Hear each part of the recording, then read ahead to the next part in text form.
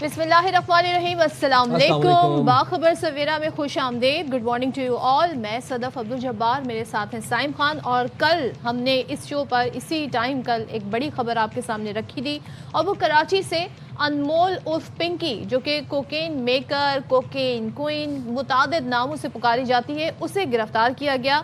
अब जो इनके शफात सामने आए हैं, ज़रा उस पर रोशनी डालते हैं। लेकिन कल जो सारी सूरत हाल हुई, थोड़ा सा ज़रा उसे रिकॉल कर लेते हैं। कल ये खबर सामने आई कि ये खातून है और ये बाकायदा कोकेन सप्लाई ही नहीं करती बल्कि बनाती भी हैं, और बनाने के साथ साथ इन्होंने से अपनी एक ब्रांड बना दिया है, और इनकी ब्रांड पे लिखा होता है कि नाम ही काफ़ी है। अब इसमें मुख्तलिफ किस्म की उसमें पैकेजिंग है, कोई गोल्ड में पैकेजिंग है और कोई सिल्वर रैपर में पैकेजिंग है, और ख़ुद को वो डॉन, मैडम, कोकेन और क्वीन, इस तरह के मुतादिद उनके नाम थे। और फिर उनकी ऑडियो भी आना शुरू हो गई मुतादिद मौक़ों पे, जो उनकी कन्वर्सेशन रही है। पुलिस अफसरान को जिस तरह की वो धमकियाँ, तड़ियाँ लगाती रहीं, कानून को वो कुछ नहीं समझती, क्योंकि जिस तरीके से कल वो अदालत में जा रही थी, ऐसा लग रहा था कि पुलिस उनके पीछे पीछे चल रही है, वो आगे आगे चल रही है। और जो उनका एक अंदाज था वो बता रहा था कि मुजरिम जो है उसको बड़ा इत्मीनान है कि उसके साथ जी कोई ऐसा मामला नहीं होना, क्योंकि अगर आप थोड़ी सी से रिसर्च करें, थोड़ा बैकग्राउंड में जाएं, तो ये नाम अभी सामने नहीं आए। 2024, 2023 मुतादिद मरतबा 10 ऑलरेडी केसेस हैं इस खातून पर। अच्छा जनाब, कल जब ये अदालत में पेशी के लिए जा रही थी तो ऐसे धड़ल्ले के साथ जा रही थी, और पीछे पीछे जो थे पुलिस एहलकार, वो बाकायदा प्रोटोकॉल, ऐसा लग रहा था जैसे कि कोई प्रोटोकॉल दिया जा रहा है इनको, पीछे से रास्ता बताया जा रहा था। आगे जाके बड़े आराम से वो कुर्सी उनको जगह दी गई बैठने के लिए, वो बैठी बड़े आराम से। At the same time simultaneously इनके कुछ ऑडियो लीक्स हुई। उन ऑडियो लीक्स में ये कह रही हैं, पुलिस अफसरान को धमकियां लगा रही हैं कि जो करना है कर लो, अगर मुझे पकड़ सकते हो तो आओ पकड़ के दिखाओ। 7 साल, 8 साल, 9 साल बाद तुम लोग रिटायर हो जाते हो और फिर मेरे पास ही आके हंस रहे होते हो और कहते हो कि पूरे करियर में पिंकी को पकड़ने की हसरत थी, वो हसरत कभी पूरी ना हो पाई और पिंकी हमसे पकड़ी ना गई। इस तरह से पूरे सिस्टम को बेनकाब करके रख दिया 30-40 सेकंड्स की इसकी ऑडियो लीक ने, और सब दंग रह गए कि ये पिंकी है या ये कौन है कि जिसने पूरे सिस्टम को हिला के रखा। और कहती है कराची में हमने अंधेर मचा रखी है, रोक सकते हो तो रोक लो। जरा दिखाते हम एक रिपोर्ट के अंदाज में आपको कि क्या मामलात रहे, क्या हालात वाकयात रहे।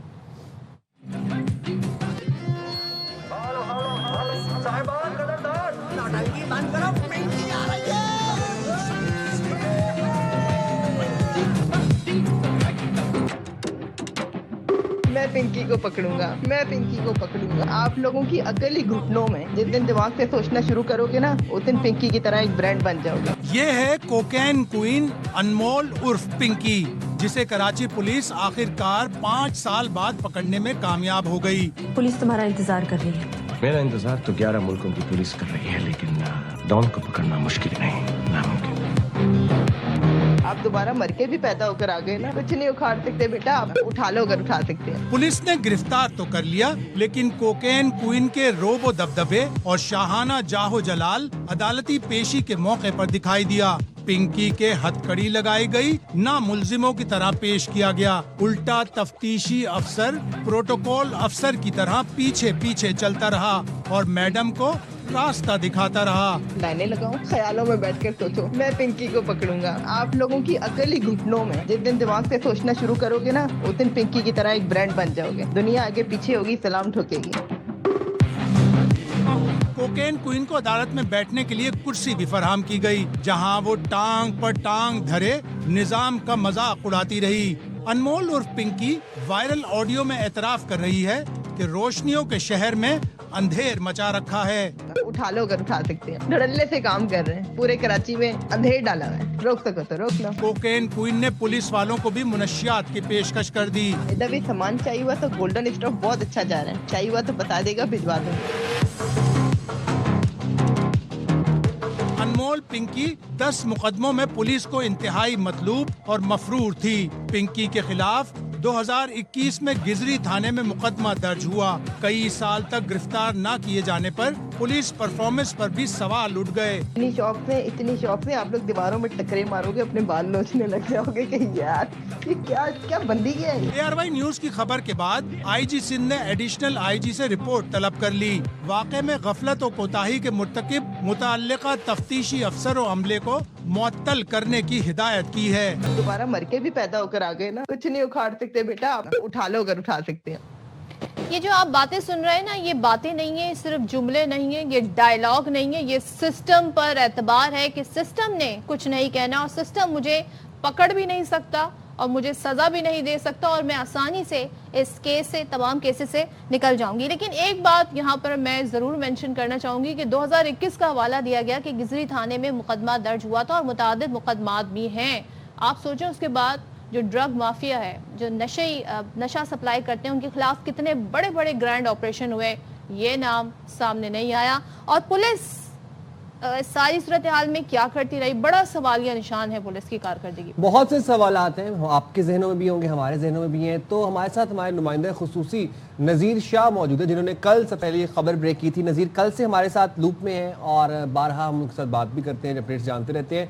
नज़ीर, एक दफ़ा हमें राउंड अप दीजिएगा हमारे व्यूअर्स के लिए भी, ये पिंकी कौन थी, ये कहाँ पे रहती थी, इसका लेबॉर्ट्री कहाँ पे थी और फिर ये धरी कैसे गई और किस शहर में धरी गई?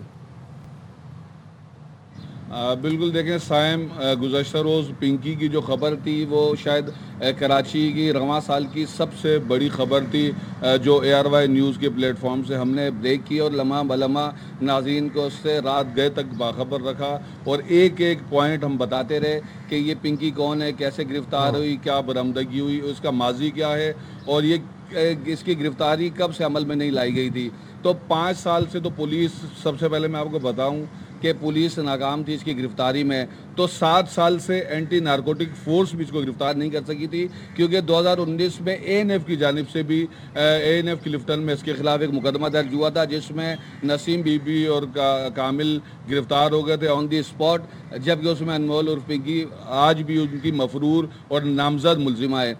गुज़श्ता रोज़ गार्डन के इलाके से इसको विफाकी सिविल हसास इदारे की निशानदही पर गार्डन पुलिस ने गिरफ़्तार किया। बहुत बड़ी और कामयाब ये कार्रवाई थी और जब ये ख़बर जंगल के आग की तरह फैली और इसमें पता चला कि ये वही पिंकी है जो कोकेन मेकर है, क्योंकि पिंकी नाम में भी कुछ कन्फ्यूजन ये आता है कि पिंकी नाम से कराची में 1-2 और भी छोटा मोटा काम करने वाली भी ड्रग डीलर मौजूद हैं, अब भी मौजूद हैं, लेकिन ये वो पिंकी थी जो अपने आप को क्वीन कहलवाती थी, डॉन कहलवाती थी। इसका नाम अनमोल है, लेकिन ये अनमोल उर्फ पिंकी के नाम से मशहूर है। जब इसको गिरफ़्तार किया गया तो उस फ्लैट से, जहाँ पर मैं उस फ्लैट के पास ही मौजूद हूँ, उस फ्लैट से 1.5 किलो 1.25 किलो के करीब कोकेन जो अभी तैयार की जा रही थी, तैयारी के मराहिल में थी, वो मिली। 15 कोकेन के कैप्सूल मिले, जिनमें हर कैप्सूल का वेट 22 से 23 ग्राम था। तो शायद मजमूई तौर पर बताया जा रहा है कि कोई 300 ग्राम के करीब उसका वेट था। इसके अलावा एफेड्रीन, लेकोटीन और दीगर जो मैथ और दीगर इसके अंदर से केमिकल भी बरामद हुए। आपने ये तमाम तर चीज़ें बताई और आप कह रहे हैं कि जहाँ से गिरफ्तारी हुई है मैं वहीं पर इस वक्त खड़ा हुआ हूँ। ये जो गिरफ्तारी हुई है, इस हवाले से कुछ बयान सामने आए, खातून सामने आई हैं, वो ये कह रही हैं कि ज़बरदस्ती उनके अपार्टमेंट का नाम या उनका एड्रेस जो है वो इस्तेमाल किया जा रहा है। ज़रा पहले वो सुन लेते हैं, फिर मैं आपसे सवाल करती हूँ। घर का ही एड्रेस है, मगर ये गलत डाला गया क्योंकि हम इन चीज़ में इन्वॉल्व नहीं है। और मैं खुद सुबह से, हमें जब ये न्यूज़ देखी हमने, तब से हमारे थोड़े टेंशन में, हमारे मकान मालिक ने भी हमें नोटिस दे दिया कि आप 2 दिन में घर खाली करो। हमने तो नाम ही न्यूज़ में देखा है, न्यूज़ में ही हमें नाम पता चला, ARY न्यूज़ भी चल रही थी, तभी हमें पता चला कि कोई पिंकी नाम की है खातून है। नज़ीर, ज़रा बताइएगा ये मामला क्या है, क्योंकि ज़ाहिर है जब मुकदमे का इंदराज होता है तो डिटेल्स बड़ा मैटर करती हैं कि कहाँ से गिरफ्तारी हुई, क्या एड्रेस था, क्या वही एड्रेस है जहाँ से खातून गिरफ्तार हुई हैं और ये खातून क्या दावा कर रही हैं? ने इस पर कुछ खुसूसी मनाजिर, कुछ एक्सक्लूसिव फुटेजेस हासिल किए हैं। हमने देखा कि इस खातून की जो बयान दिया गया वो बज़ाहिर एक वैलिड बयान नज़र आ रहा था, क्योंकि वो उस घर में खड़ी हुई थी और उस घर में खड़े होकर वो कह रही है कि हम पिंकी को नहीं जानते। लेकिन हैरत अंगेज़ तौर पर उसी घर से پنکی کی گرفتاری کی فوٹیجز ہمارے پاس موجود ہے جس پہ دیکھا جا سکتا ہے کہ پولیس آفیسر دروازہ کھٹکھٹاتا ہے, لیڈی پولیس ساتھ ہے, اور اسی دوران دیکھا جاتا ہے کہ پنکی خود دروازہ کھول رہی ہے. پنک کلر کی اس نے ٹی شرٹ پہنی ہوئی ہے, اور جیسے ہی اندر داخل ہوتی ہے پولیس تو لیڈی پولیس کانسٹیبل اس سے اس کا موبائل فون ہاتھ میں لے لیتی ہے اور اس کی تلاشی لیتی ہے. اسی دوران جو پولیس آفیسر ہے, سب انسپیکٹر ہے, وہ ایک بیگ اٹھاتا ہے تو اس کے اندر سے پستول نکلتے ہوئے بھی فوٹیج میں ہم اس وقت جو بھی بتا رہے ہیں تو وہ منظر ہم دکھا بھی رہے ہیں. اس کے اندر کوئی بھی بات ہم وہ نہیں کر رہے جس کا ہم ایویڈنس نہ دکھا سکے. تو یہ ہمیں رائے کی جانب سے بھی تصدیق ہوئی ہے کہ یہ اسی جگہ کی فوٹیج ہے, اور اس کے بعد پھر ہم دیکھتے ہیں کہ اس کے اندر سے جو تمام وہ کیمیکل وہاں رکھے ہوئے نظر آ رہے ہیں, کیپسول نظر آ رہے ہیں, اور وہی کوکین کا جو تھال جو ہمارے پاس تصویروں کی صورت میں موجود تھا وہ اب ہم ویڈیو کی صورت میں بھی دیکھ سکتے ہیں کہ اس کمرے میں موجود ہے اور پنکی وہاں پر موجود ہے. سب سے پہلے میں ایک چیز واضح کرتا چلوں کہ پولیس اکیلی نہیں تھی. اس کے اندر سول جو حساس ادارہ ہے, وفاقی جو سول حساس ادارہ ہے, ان کی ٹیم کے ہمراہ پولیس کی جانب سے یہ کارروائی کی گئی ہے. پولیس کبھی بھی شاید ایسی بیوقوفی نہ کرے کہ وہ جس جگہ سے ایکیوز کی گرفتاری کرے, عدالت میں اس کو اگر ثابت نہ کر سکے تو شاید ایک ہفتے بعد پنکی واپس اپنے گھر کے لیے روانہ ہو چکی ہوگی. تو یقینی طور پر یہاں کے تمام ایویڈنس, کیونکہ پولیس تقریباً 2 سال پہلے ایک عدالت کی جانب سے اور پولیس کی جانب سے تفتیش کے لیے ایک SOP بنائی گئی تھی کہ آپ جس ملزم کو جہاں سے گرفتار کرو گے تو وہاں سے اس کی بھی گرفتاری کی لوکیشن ظاہر ہونی چاہیے, اور جو پولیس وہاں موجود ہو اس کی بھی لوکیشن موجود ہونی چاہیے. یعنی کہ اس میں CDR بھی دیکھا جائے گا, پنکی کا CDR بھی ہوگا, پولیس کا CDR بھی ہوگا, وہ تمام ایویڈنس ہو گیا. ہمارا CCTV نذیر, بس میرا کیمرے انٹرسٹ تمام یہ ہے کہ کہیں یہ کیس کو کمزور تو نہیں کر دیں گے آگے چلانے میں, یہ والی ڈیٹیلز جو ہیں. دیکھیں صدف, پولیس کو چاہیے کہ اس خاتون سے اور اس کے شوہر سے ایک مرتبہ بیان لے کہ آخر کیا وجہ تھی ان کو یہ بیان دینا پڑا. اگر وہ خاتون صحیح ہے تو اس کا مطلب ہے پنکی کی گرفتاری غلط ہے, وہ یہاں سے نہیں ہوئی. اور اگر پنکی کی گرفتاری اسی جگہ سے ہوئی ہے اور آپ کو ڈیجیٹل ایویڈنس بتاتے ہیں, اس کا مطلب ہے وہ خاتون نے جھوٹ بولا ہے. اب کیوں جھوٹ بولا ہے یہ پتہ کرنا اس تحقیقاتی کمیٹی کا کام ہے جو ایڈیشنل IG کراچی کی جانب سے گزشتہ روز بنائی گئی ہے. اس کے علاوہ ہم مزید جو میں آپ سے ایک بات جاننا چاہتا ہوں. ابھی تک تو ہم یہی ڈسکس کر رہے ہیں, یہ اسٹیبلش کر چکے ہیں کہ پنکی ایک کوکین کوئین تھی, اپنے آپ کو کہلواتی تھی, اور وہ سولو اپنا کام سارا چلا رہی تھی. اس کے پاس ایک نیٹ ورک تھا, اس کے پاس رائڈرز تھے, فیمیل رائڈرز بھی تھیں, سپلائرز بھی تھے, سب تھا, ٹھیک ہے. لیکن میں آپ سے جاننا چاہتا ہوں کہ جس طرح سے پنکی ایک برانڈ رن کر رہی تھی پراپر, وہ کہتی بھی یہ تھی کہ میں ایک برانڈ ہوں, اس کے ڈبے تھے, ڈبوں کے اوپر برانڈنگ ہوتی تھی, پھر اس کی ریٹ لسٹس ہوتی تھیں, پھر اس کے پاس جو را مٹیریلز آتے تھے جس میں کیٹامین تھی, جس میں میتھ تھی, یہ تو کہیں سے آتے ہوں گی, پرنٹنگ کہیں سے ہوتی ہوگی ڈبوں کی, اس کے ایڈز کہیں پر لگتے ہوں گے, را مٹیریل کہیں سے آتا ہوگا. اتنے دھڑلے سے وہ کام کریے وداؤٹ سپورٹ کیسے کر سکتی ہے؟ دیکھیں, کیٹامائن, لیٹوکین, میتھ یا ایفیڈرین, ان تمام کو ملانے کے بعد پروسیس کرنے کے بعد 300 گرام کو 1000 گرام تک پہنچایا جاتا تھا. اور جب اس کو پہنچایا جاتا تھا تو اس کو سپلائی کرنے کے لیے جس چیز کی ضرورت ہوتی تھی, ایک وائٹ اور ایک گولڈن برانڈ تھا اس کا. تو میں آپ کو وہ چیز دکھاتا ہوں جو ابھی تک کسی بھی چینل پر کہیں پر بھی صرف تصویروں میں چلی ہے, لیکن میں آج آپ کو لائیو دکھاؤں گا. یہ تھوڑی میرا ساتھی میرا مدد کر سکے اور یہ مائک پکڑے تو میں آپ کو وہ چیز دکھاؤں گا جو ابھی تک سب لوگوں نے صرف تصویروں میں دیکھی ہے. یہ وہ گولڈن اسٹف کہلاتا ہے جسے گولڈن کوک کہا جاتا ہے, اور یہ ایک شیشے کا بنا ہوا جیسے کوئی کاسمیٹک کی چیز ہوتی ہے. تو اس کو اگر ہم یہ کھول کر دکھائیں تو یہ اندر سے بالکل ایک شیشے کا وہ بنا ہوا ہے, اور کیمرہ مین تھوڑا زوم کر کے اگر دکھا سکے تو اس پہ لکھا ہوا ہے کوئن میڈم پنکی ڈان, نام ہی کافی ہے, انجوائے, اور اس پہ ایموجیز بنی ہوئی ہے جس پہ زبان نکالی ہوئی ہے. یعنی یہ تمسخر اڑایا جا رہا ہے, اور اس طریقے سے اس کوکین کو کراچی, لاہور, اسلام آباد کے علاوہ دیگر شہروں میں ایلیٹ کلاس تک پہنچایا جا رہا تھا کہ باقاعدہ ایک چیلنج تھا, یہ اوپن چیلنج تھا. بہرحال اس بات کو ہم ضرور کہیں گے کہ یہ اس کی گرفتاری کی جو کامیابی ہے, اس کا سہرا جو ہے وہ سندھ پولیس نے وفاقی سول حساس ادارے کی مدد سے یہ کامیابی حاصل کی ہے. لیکن یہ بتائیں کل عدالت میں پیشی ہوئی, پورے کیس کو پرسو کرنا, کل عدالت میں پیشی ہوئی, جسمانی ریمانڈ منظور ہوا. دیکھیں, یہ تو بہت بڑی ناکامی ہے شعبہ تفتیش کی. دیکھیں ہم نے گزشتہ روز کئی گھنٹے تک اس کیس کے اوپر کام کیا ہے، بلکہ ہم رات گئے تک اس کیس پر کام کرتے رہے، ڈیٹیلز نکالتے رہے. تو کراچی میں یا سندھ پولیس میں یا پورے پاکستان کی جو پولیس ہے اس میں 2 فیزز ہوتے ہیں. ایک فیز وہ ہوتا ہے جس کے اندر ایف آئی آر کاٹنا ہوتا ہے، اس کے اندراج ہوتا ہے، وہ آپریشن پولیس کا کام ہوتا ہے. جہاں ایف آئی آر کٹ گئی اس کے اوپر سائن ہو گیا اور اس پہ ایک نمبر ڈل گیا، اس کے بعد آپریشن پولیس کا کام بالکل ختم ہو جاتا ہے. پھر ان کا اس سے کوئی تعلق واسطہ نہیں رہتا، یہ واضح طور پر میں آپ کو بتا رہا ہوں. اس کے بعد شعبہ تفتیش کا کام رہ جاتا ہے. سابق آئی جی سندھ غلام نبی میمن اپنے پورے ٹینیور میں جب سے وہ ایڈیشنل آئی جی کراچی سے لے کر آئی جی بنے اور آئی جی بننے کے بعد ریٹائر ہو گئے، ان کو ایک ہی فکر رہتی تھی کہ کسی طرح میں شعبہ تفتیش کو لگام ڈالوں، کسی طرح میں ان کو ٹھیک کروں، کسی طرح انہوں نے ان کو باقاعدہ ان کو پیسے ہمیں دینے پتہ ہے شروع جس کیے، طریقے سے مختلف قسم کی ریمانڈ سہولیات دی. دیے جاتے ہیں، کبھی ہم دیکھتے ہیں کہ 14 دن کا 21 دن کا اور معمولی جرائم پر بھی جو ہے ریمانڈ کر دیا جاتا ہے، لیکن یہاں پر ہم دیکھ رہے ہیں کہ 24 گھنٹے کا بھی ریمانڈ نہیں کیا گیا. اور اس بات پر جو وزیر داخلہ سندھ ہے ضیاء الانجار صاحب، وہ ٹی وی پر آ کر کل ہی کہہ رہے تھے کہ مجھے اس بات پر بڑا دکھ ہے، بڑا افسوس ہے. ڈس اپوائنٹمنٹ کا اظہار وہ کرتے ہوئے کل ہمیں نظر آئے کہ جوڈیشل کر دیا گیا اور ریمانڈ نہیں دیا گیا، بیکاز یہ بڑا میٹر کرتا ہے کیس کو آگے بڑھانے کے لیے. جب تک انویسٹیگیشن نہیں ہوگی، جب تک تفتیش نہیں ہوگی، کیسے معاملات آگے بڑھیں گے. کیس ایسا لگ رہا ہے بظاہر کہ اتنا اسٹرانگ نہیں بن پایا ہے. اگر میں یہ بات کروں تو اس وقت ہمارے ساتھ موجود ہیں ترجمان سندھ حکومت سعدیہ جاوید صاحبہ. تھینک یو سعدیہ، بہت شکریہ.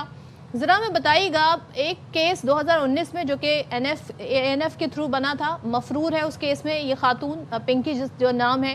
دوسرے کیس 2021 میں متعدد مواقع پر کیسز بنے، گرفتاری اب ڈالی گئی ہے. تو یہ پولیس کی کارکردگی میں بہت بڑا سوالیہ نشان نہیں ہے؟ اور آپ لوگوں کی حکومت تو بڑے بڑے گرینڈ آپریشن کرتی رہی ہے ان افراد کے خلاف جو نشہ سپلائی کرتے ہیں. Thank you very much. دیکھیں ظاہر سی بات ہے کہ اس کی سہولت کاری تو ہو رہی تھی، اس کو لوگ فیسیلیٹ کر رہے تھے، چاہے وہ کسی بھی ادارے سے فیسیلیٹیشن ہو رہی تھی. لیکن ڈیفینیٹلی اس بات کا تو پروف ہے کہ جب یہ گرفتار نہیں ہو رہی تھی اور پولیس کی ریٹ کو چیلنج کر رہی تھی تو ڈیفینیٹلی ہر ادارے میں کالی بھیڑیں ہوتی ہیں اور کوئی نہ کوئی اس کو فیسیلیٹ کر رہا تھا. میں نے کل بھی آپ کے ٹی وی شو پہ کہا تھا اور پھر اس کے بعد وزیر داخلہ نے بھی اس بات کو میری انڈورس کیا کہ جو بھی اس خاتون کے فیسیلیٹرز تھے ان کے خلاف کارروائی ہوگی. کل بھی جس طرح اس کو دیکھیں، کل بھی جس طرح عدالت میں پیش کیا وہ بالکل غیر مناسب تھا. مطلب وہ کہیں سے جو ہے اس کو جسٹیفائی نہیں کیا جا سکتا. سندھ پولیس کا رویہ گرفتاری کے وقت ہم سب کو پتا ہے کہ سندھ پولیس کا کیا، ہر جگہ جب پولیس کسی کو بھی گرفتار کرتی ہے، جھوٹا مقدمہ ہو یا سچا مقدمہ ہو، جس طرح گرفتار کرتی ہے اور جس طرح پیش کیا جاتا ہے ہم سب کو پتا ہے. ایک خاتون جو انسانی جانوں سے کھیل رہی تھی، پتہ نہیں کتنے لاکھوں کروڑوں لوگ نشے کی لت میں اس خاتون کی وجہ سے مبتلا ہوئے ہوں گے، اس خاتون کو اس طرح پیش کرنا کسی طرح سے قبول نہیں ہے. اب اس کی گرفتاری ہوئی، آپ کے رات کے وسیم بدامی صاحب کے شو میں وزیر داخلہ نے اس بات کو کلیئر کیا ہے کہ اس کی ضمانت نہیں ہوگی. اس کے اوپر بہت سارے مقدمے ہیں جو سندھ میں وہ ہیں اور اس سے مکمل تفتیش ہوگی، مکمل کارروائی. اچھا سعدیہ، ایک تو میں آپ سے ذرا یہ جاننا چاہتا ہوں کہ سندھ سے بھی جو کوکین ہے، جو اس طرح بھی ہمیں نظیر بھی بتا رہے تھے، یہ پر گرام 20,000 40,000 اس کے کوالٹی پہ ڈیپینڈ کرتا ہے. یہ تو ہو گئی ایک نیش کے لیے، ایک ایلیٹ سٹریٹا کے لیے ملک کے. لیکن اب ذرا بات کر لیتے ہیں یہ ہیروئن، چرس، بھنگ والے لوگوں کی، گٹکے والے لوگوں کی، جو منشیات کے عادی افراد جوہر موڑ سے لے کر آپ کو گولی مارے بھی نظر آئیں گے. آپ کو ابراہیم حیدری، لیاری بھراوا، لیاقت آباد، ناظم آباد میں تو یہ بینکس کے باہر لیٹے ملتے ہیں آپ کو 6-7 بجے کے بعد. ساتھ یہ بات یہاں پر یہ ہے کہ لیڈ کی بات ہے. اگر ہیروئنچیوں کو پتہ چل جاتا ہے کہ ڈیلر کہاں پر بیٹھا ہوا ہے تو سندھ پولیس کو نہیں پتہ چل سکتا کہ یہ ڈیلر کہاں پر بیٹھا ہوا ہے، کیا علاقہ ہے، کہاں پہ سپلائی ہو رہی ہے.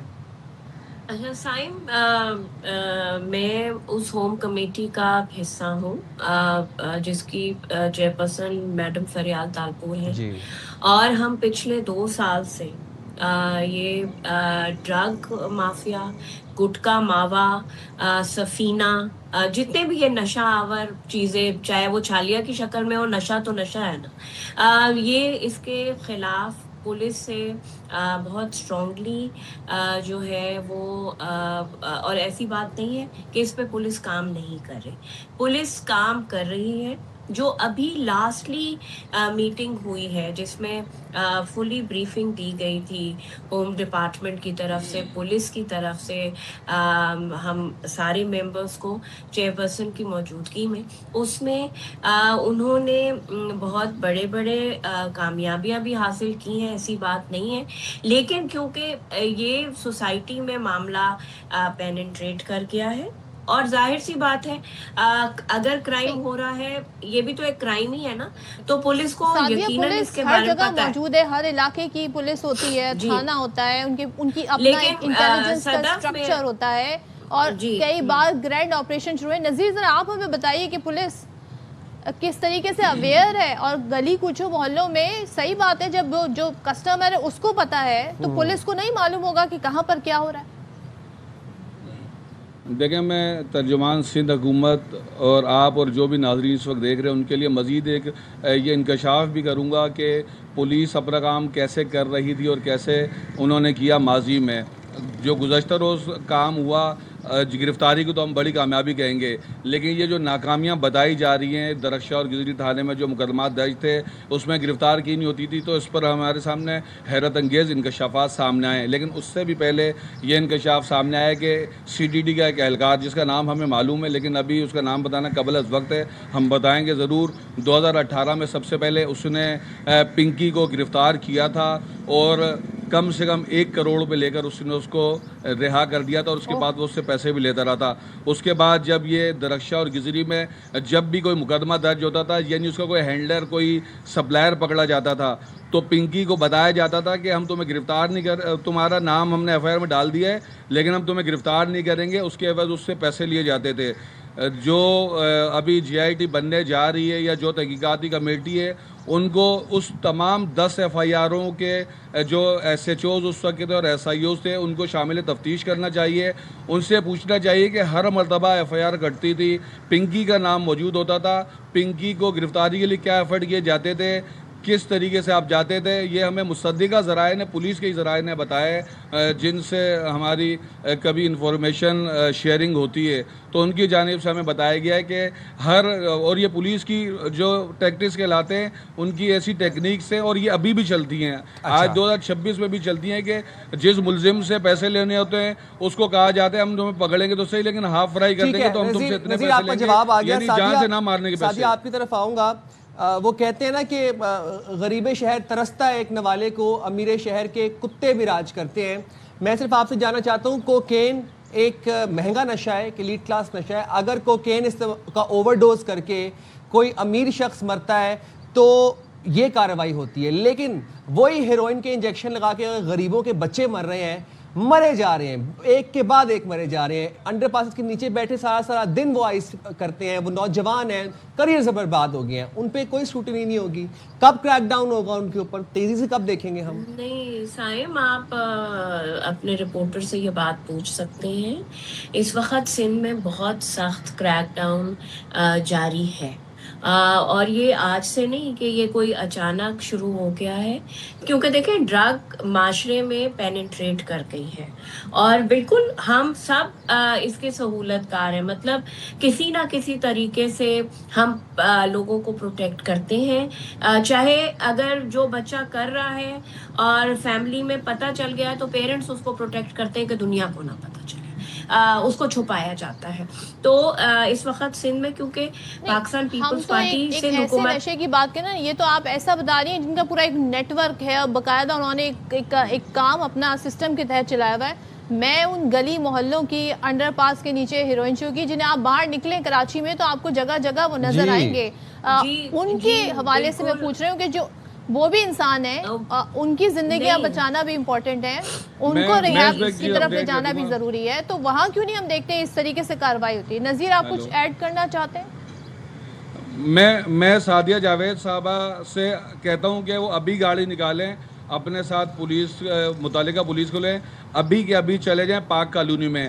اگر ان کو 500 سے کم ڈرگ ایڈکٹ مل گئے تو آپ سمجھیں کہ ہم جھوٹ بول رہے ہیں. ابھی جائیں ان کو پل کے نیچے, پل کے اوپر, ایون کہ وہاں پر الگ الگ کمرے بنے ہوئے اور ایک ایک پلاٹ کے اندر 100 150 لوگ بیٹھ کے نشہ کر رہے ہیں, وہی پی رہے, وہی مر رہے, وہیں سے ان کی لاشیں ملتی ہیں, انہیں لاوارثوں کے قبرستان میں دفنا دیا جاتا ہے. مجھے تو ابھی کراچی آئے ہوئے کوئی 1.5 سال ہوا ہے, مجھے پتا ہے کہ لیاری میں پنکھا ہوٹل کو ہوائی اڈا کہتے ہیں, کیونکہ وہاں پر سارے نشے کے عادی افراد وہیں پہ انجیکشن لگاتے ہیں, وہیں پہ سو جاتے ہیں اور وہیں پہ پھر ان کی لاشیں مل جاتی ہیں کباڑ بازار کے پاس. سعدیہ, کب دیکھیں گے ہم کہ ایسے ہی جس طرح کا کریک ڈاؤن پنکی کو گرفتار کرنے پہ کیا گیا, ایسے ہی کریک ڈاؤن ہم اپنے گلی کوچوں میں ہیروئنچیوں آئسیوں کے خلاف بھی دیکھیں گے؟ جی بالکل. کل وزیر داخلہ صاحب نے اس بات کا آپ کے چینلز, مختلف چینلز پہ بالکل یقین دہانی کرائی ہے. ہماری مکمل کوشش ہے کہ سندھ ڈرگ فری پروونس ہو. سندھ گورنمنٹ اس پر کام کر رہی ہے.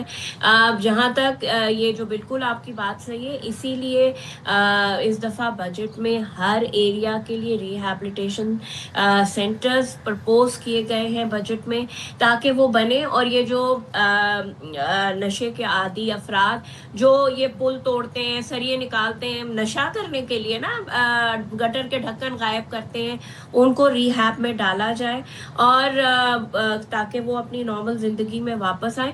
ہم اس پر کام کر رہے ہیں. ہماری کوئی ٹالرنس نہیں ہے کہ ہم اس کو ایسے چھوڑیں گے. ہمارا بالکل سندھ گورنمنٹ کا عزم ہے کہ ڈرگ فری سندھ.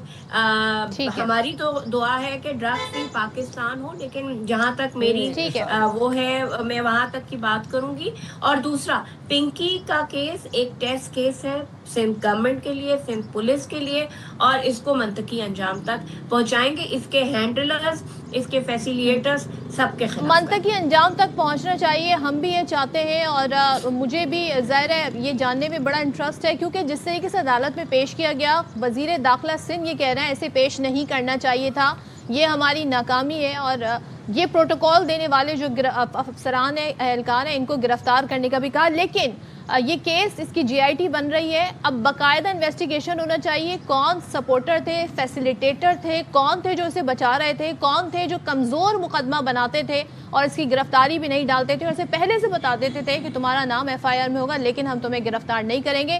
یہ تمام تر کنیکشنز جو ہے نا یہ بے نقاب ہونے چاہیے اور ان لوگوں کو بھی جی آئی ٹی میں تفتیش کا حصہ بنانا اور چاہیے. سعدیہ, لاکھوں کی تعداد میں ریہیبلیشن سینٹرز بنانے کی بجائے وہ پیسے تھوڑے سے اس چیز پہ استعمال کر لیے جائیں کہ جو سینکڑوں, مٹھی بھر, چند سو جو ڈیلرز ہیں, جو سپلائرز ہیں, ان پہ کریک ڈاؤن کر کے ان کا کلا کما کر لیا جائے, پھر ریہیبس کی ضرورت ہی نہیں پڑے گی. اس پہ بھی کام ہو رہا ہے. بہت جلد آپ دیکھیں گے, آپ خود رپورٹ کریں گے. میں بالکل, میری بھی خواہش ہوگی کہ میں نے آپ سے کہا کہ ہماری گورنمنٹ کی, پاکستان پیپلز پارٹی کی اعلیٰ قیادت کی یہ خواہش, اور اس کو بالکل پائے تکمیل تک سندھ پولیس ہی پہنچائے گی کہ سندھ ڈرگ فری, اور جو لوگ ایڈکشن میں ہیں ان کو ہم اس لعنت سے نجات دیں. 1 مہینہ کافی ہوتے ہیں, انشاءاللہ تعالی 1 مہینے بعد آپ سے اس پہ فالو اپ بھی لیں گے. Thank you very much Sadia, اور دیکھیں گے کہ ان علاقوں میں کرائم ہوا ہے کہ نہیں ہوا. ایک بات میں یہ کہہ دوں, کریک ڈاؤن کے ساتھ ساتھ جو جی آئی ٹی بنے گی اس میں جو سارے تانے بانے, سسٹم بے نقاب ہونا چاہیے. جس سسٹم کی بنیاد پر جو خاتون جس طریقے سے کل عدالت میں پیش ہوئی ہے, وہ یہ بتاتا ہے کہ کانفیڈنس بہت ہے کہ میرا کوئی کچھ بھی نہیں بگاڑ سکتا. ایک بات میں آپ لوگوں کو بتا دوں, کوئی بچہ, کوئی نوجوان, کوئی لڑکی, کوئی خاتون اگر یہ پروگرام دیکھ رہی ہے اور پنکی کی وہ ساری سوشل میڈیا پر فالو کر رہی ہے, please understand this one thing کہ ڈرگز آر ناٹ کول. پنکی ایک ملزمہ ہے, ایک کرمنل ہے. ابھی جے آئی ٹی بنے گی, تفتیش ہوگی, دھلائی ہوگی. پنکی سے امپریس ہونے کی کسی کو ضرورت نہیں ہے. بار بار میں یہ بات کہہ رہا ہوں کہ کوکین, ڈرگز آر ناٹ کول. یہ آپ کی زندگیاں تباہ و برباد کر دے گی. ایگزیکٹلی, نشہ ایک لعنت ہے. جانیں چلی گئی ہیں, لوگوں کے معصوم بچے چھوٹی چھوٹی عمر میں اپنی جانوں سے چلے گئے ہیں, تو اس سے بچنا بہت ضروری ہے, ورنہ یہ آپ کی زندگی کھا جائے گی. یہاں پر شارٹ بریک لیتے ہیں, اس بریک کے بعد واپس آتے ہیں.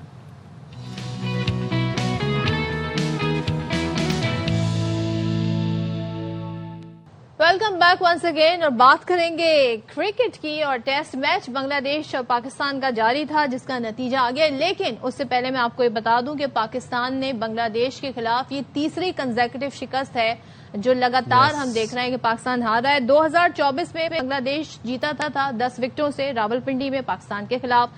2024 میں ہی بنگلہ دیش دوبارہ 6 وکٹ سے جیت گیا تھا پاکستان کے خلاف, اور پھر یہ والا میچ 104 رن سے میرپور میں. کل ہم یہ میچ ہار گئے, نہ ہماری بیٹنگ چلی, نہ ہماری بولنگ چلی, نہ ہماری فیلڈنگ چلی, ہر ڈپارٹمنٹ میں ناک آؤٹ ہو گئے. اور تو اور جو ہمارے کھلاڑی آئے, ایسا لگ رہا تھا کہ وہ T20 کھیلنے آئے ہیں, بیٹنگ کرنے نہیں آئے, ٹیسٹ میچ کھیلنے نہیں آئے. سارا مسئلہ یہ ہے. شان مسعود کہتے ہیں ہمارے کیپٹن کہ اگر پلیئر لمبا کھیلتے تو میچ کو بچایا جا سکتا تھا. اور یہ بھی ہم بھی نہیں کہہ رہے ہیں. یہ بھی فرماتے ہیں کہ وہ ٹیسٹ سیریز جو ہوتی ہے نا بڑی بے رحم ہوتی ہے, اور یہ مطلب شان مسعود صاحب نے 15 میچز میں سے 14 تو شکست پذیر ہوئے ہیں وہ.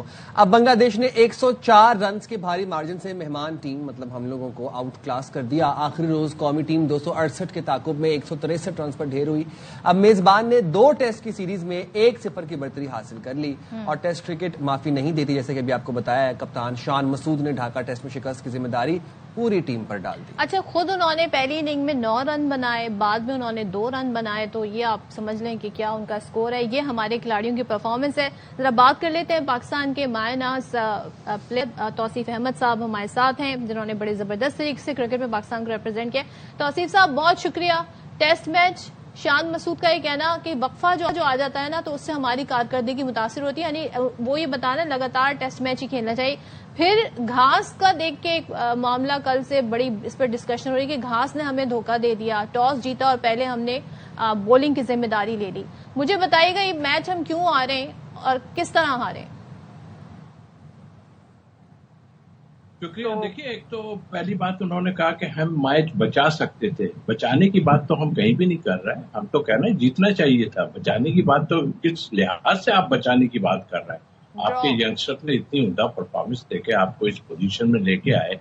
ٹھیک ہے, آپ کی بولنگ نے پھر بھی وہ ہمارا اولڈ مین جو ہے اس نے جو ہے 5 وکٹس لیے, اور آپ نے بات کی کہ بہت ظالم ہے اور فلانا ہے. یہ کوئی ایکسکیوز نہیں ہوتا ہے. آپ جب ٹیم ہی پوری ایسی نہیں کھلائیں گے, یا آپ خالی جو ہے وہ رانا جو ان کا فاسٹ بالر سے اسی سے ڈرتے رہیں گے صرف, اور یہ سوچتے رہیں گے کہ ہم یار اس سے کیسے بچا جائے, تو بھائی ان کے تو سارے پلیئروں نے پرفارمنس دی ہے. اور یہ کہہ دینا کہ بچا سکتے تھے, نہیں. انہوں نے تو بڑا بولڈ ڈیسیجن لیا.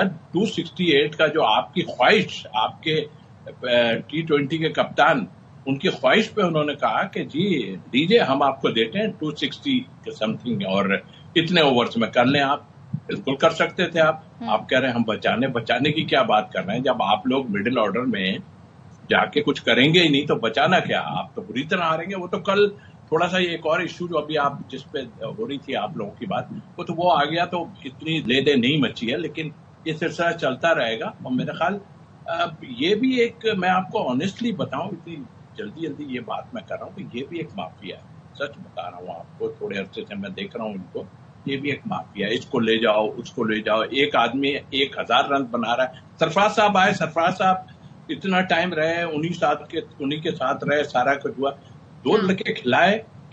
کھلانا ٹھیک تھا, اس لیے ٹھیک تھا کہ آپ اگر پہلے ان پلیئروں کو اور پلیئروں کو آپ پرفارمنس پہ کھلاتے رہتے تو آج آپ کے یہاں سے یہ سب صاف ہو چکے ہوتے, اور جو ہے وہ آپ کی جو ہے ٹیم بن جاتی. آپ نے 7 بیگ 1000 رنز کیے ہوئے انڈر 19 کا پلیئر, وکٹ کیپر, آپ اس کو نہیں لے کے گئے. ایک آپ کلب کی کرکٹ کے جس میں سرفراز صاحب خود موجود ہیں, اس لڑکے کو آپ اٹھا کے وکٹ کیپنگ کے اس پہ لے گئے, کس بیس پہ لے گئے؟ یہاں پہ بھی ہمیں ضرورت ہے کہ کوئی ایسی کام کیا جائے جس سے کہ جو کہ مشکل کام. توصیف بھائی, کانفیڈنس میں اور اوور کانفیڈنس میں کیا فرق ہوتا ہے, یہ ابھی آپ نے ذرا سمجھانا ہے. یہ آغا جی کہتے ہیں, ہم نے چیلنج دیا تھا نا بنگلہ دیش کو, وہ انہوں نے کہا تھا کہ یہ کہا تھا کہ بنگلہ دیش اگر بہادر ہو, بنگلہ دیشی ٹیم اگر بہادر ہو تو اننگز ڈکلیئر کرے اور 260 تک کا ہدف دیں گے. تو میں یہ جاننا چاہ رہا ہوں کہ مطلب کانفیڈنس اور اوور کانفیڈنس میں کتنا کا ڈفرنس تھا کہ بنگلہ دیش نے پھر نہ صرف اتنا ہدف دیا بلکہ میچ بھی جیت لیا. دیکھیے, اوور کانفیڈنس تو وہ خود ہو گئے جنہوں نے یہ بات کی. کانفیڈنس کہتے ہیں وہ بچے جو کبھی کھیلے ہی نہیں, اور چاہے کیسی ٹیم, کیا مطلب सारे पिच देख के डर गए थे, तो उन्होंने जो बैटिंग की है, ये आजान बच्चा जो है ना, ये मेरे साथ 3 साल पहले अंडर 19 में बांग्लादेश गया हुआ था और वहां इसने मेरे साथ 300 समथिंग रन्स भी बनाए थे। तो ये कोई ऐसे उठा के इसको नहीं लाए आप, 1-2 को आप लेके गए हो, लेकिन आप 7-7 8-8 की बैटिंग खिला रहे हो और उसके बाद टेस्ट मैच हार रहे हो। और फिर ये कि आपकी जो बैटिंग जो मेन है, यानी कि आप समीत, वो क्या कर रहे हैं, मतलब आप समझने में नहीं आ रहा है। मैं बता रहा हूँ, ये बांग्लादेश पाकिस्तान वर्सेस वो राना जो ये फास्ट बॉलर है वो था जी, 40 पे वो 5 विकेटें ले गए। और हम देख रहे हैं हमारे सीनियर खिलाड़ी तबक्कात पे पूरा नहीं उतरे, लेकिन जैसे कि आपने बताया और डेब्यू करने वाले फजल और अजान ने मुतासिर किया। मगर मैं जरा बॉलिंग की तरफ भी आना चाहती हूँ। तो आसिफ साहब, हमारे यहाँ बड़ी अच्छी जोड़ी बन गई है साजिद की और नौमान की, लेकिन कल हमने देखा जी कि नौमान और साजिद जो एक कामयाब तरीन जोड़ी है, हसन अली को शामिल कर लिया। ये फैसला जो था, ये कैसा था साजिद को ड्रॉप करके हसन को शामिल करने का?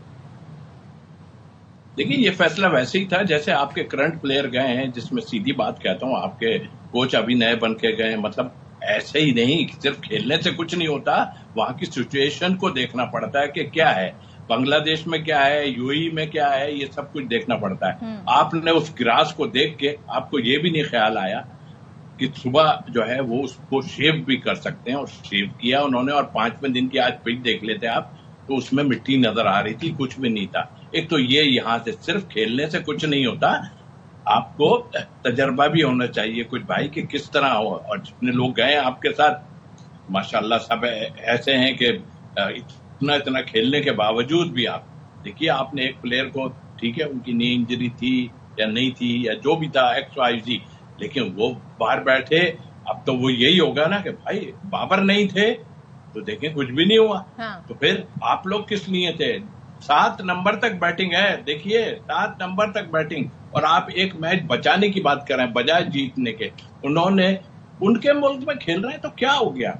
आप तो डर गए फास्ट बॉलिंग से उनकी सारी, तो फिर आपका फायदा नहीं ना। तो आई थिंक मेरे ख्याल ये सोचना पड़ेगा अब कि क्या हमें करना चाहिए। हालांकि इन्होंने तो रास्ते बंद कर दिए हैं लोगों के, क्योंकि ये 2 नए बच्चों के आने से हमारे रास्ते, मैं ये नहीं कहता आगे चल के क्या अब यही होंगी, अभी ऑस्ट्रेलिया के सामने आने दें, अभी उसके सामने। भाई हम ये बात करेंगे कि अभी उन्होंने क्या किया, आप भी मौजूद थे, उन लोगों ने जो किया वो सबके सामने। आप और लोगों को भी शामिल करो, ये आपकी सॉरी टू से पंटरगिरी ना चलाएं ये। अच्छा। और जो है ना अपने अपने लोगों को ला के डाल रहे हो। एक लड़का 7 बेग 1000 रन किया हुआ, वो विकेट कीपर भी है, और आप उठा के अपने क्लब के एक विकेट कीपर को ले जाते हो, किस बेस पे ले जाते हो यार? ये तो सारी धर्मियां चल रही हैं, ये सारी चीजें दिख रही हैं, और इसकी वजह से हमें मैच का नतीजा भी हमारे सामने। अब इसकी कोई भी रीजन दी जाए, घास कही जाए, कुछ और कहा जाए, मगर ये टीम की परफॉर्मेंस हमारे सामने very unfortunate. Thank you so much Tausif साहब। और बांग्लादेश ने जी फर्स्ट एवर होम टेस्ट जो है वो अपनी जीता है पाकिस्तान के खिलाफ, ये भी क्रेडिट हमने उनको दिलवा दिया है। तो क्या ही बात है, इस तरह की बातें सुनकर दिमाग गर्म हो जाता है। और फिर आपको पता है कि गर्मी में आपने क्या करना है, एक तो अपने आपको हाइड्रेटेड रखना है, दूसरा आपने मौसमी फ्रूट्स का इस्तेमाल करना है, जैसे कि तरबूज बड़ा इंपॉर्टेंट है गर्मियों में। जलालपुर की मिट्टी जो है वो बहुत से फ्रूट्स के लिए बागात के काम करती है। तो मुनीर तबस्सुम ने एक रिपोर्ट तैयार की है, जलालपुर से आपको दिखाते हैं। इलाका जलालपुर भटिया में वसी पैमाने पर काश्त किया जाने वाला मौसम गर्मा की सौगात जरद तरबूज बज़ाहिर आम सब्ज तरबूज जैसा ही दिखाई देता है, लेकिन जैसे ही इसे काटा जाए तो इसका अंदरूनी हिस्सा जर्द रंग का नजर आता है। पीले तरबूज की काश्त की है, इसका खर्चा बहुत ज्यादा है। अगर हुकूमत हमारी सपोर्ट करे, हमें सपोर्ट करे, तो ये आलमी मंडियों में भेजा जा सकता है और आलमी मंडियों में भेज के ज्यादा मुनाफा कमाया जा सकता है। इस तरबूज की काश्त जनवरी में की जाती है, जबकि मई में पककर तैयार हो जाता है। पैदावार के हवाले से भी नताइज हौसला अफजा है और मार्केट में इसकी तलब बढ़ रही है। हम इधर सवाद से आया हुआ है काम के लिए, तरबूज लेने के लिए। इस इलाके का तरबूज माशाल्लाह अच्छा तरबूज है, पीला लाल बराबर तरबूज, मीठा तरबूज है, ठीक है ना। तिब्बी माहिरीन इसे मुतअद्दिद बीमारियों के लिए फायदेमंद करार देते हैं, जबकि महकमा ज़राअत के हुकाम का कहना है कि ज़रद तरबूज जदीद ज़री तहकीक का नतीजा है, जबकि ये आमदन में भी इजाफे का जरिया बन सकता है। Mohammad Munir Tabassum, ARY news, Jalalpur Bhatia. تو جناب گرمی بہت ہے، ایسے میں جو موسمی پھل ہیں وہ بڑے مددگار ثابت ہوتے ہیں، خاص طور پہ تربوز کی کیا ہی بات ہے، تو اس کا جوس بھی بڑا اچھا بنتا ہے. بالکل جی، ہم لیں گے چھوٹی سی بریک، حاضر ہوں گے بریک کے بعد اور گفتگو کے سلسلے کو یہیں سے کنٹینیو کریں گے.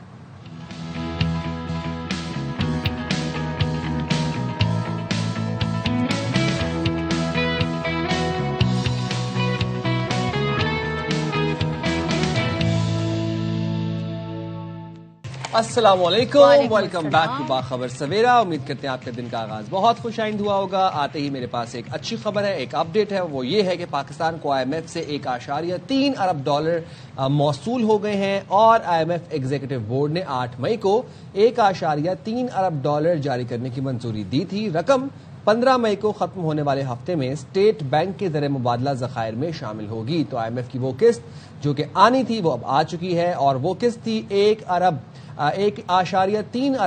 کی، جو کہ IMF ایگزیکٹو بورڈ نے 8 مئی کو $1.3 ارب جاری کرنے کی منظوری دی تھی، اور اب رقم 15 مئی کو ختم ہونے والے ہفتے میں اسٹیٹ بینک کے زر مبادلہ ذخائر میں شامل ہوگی.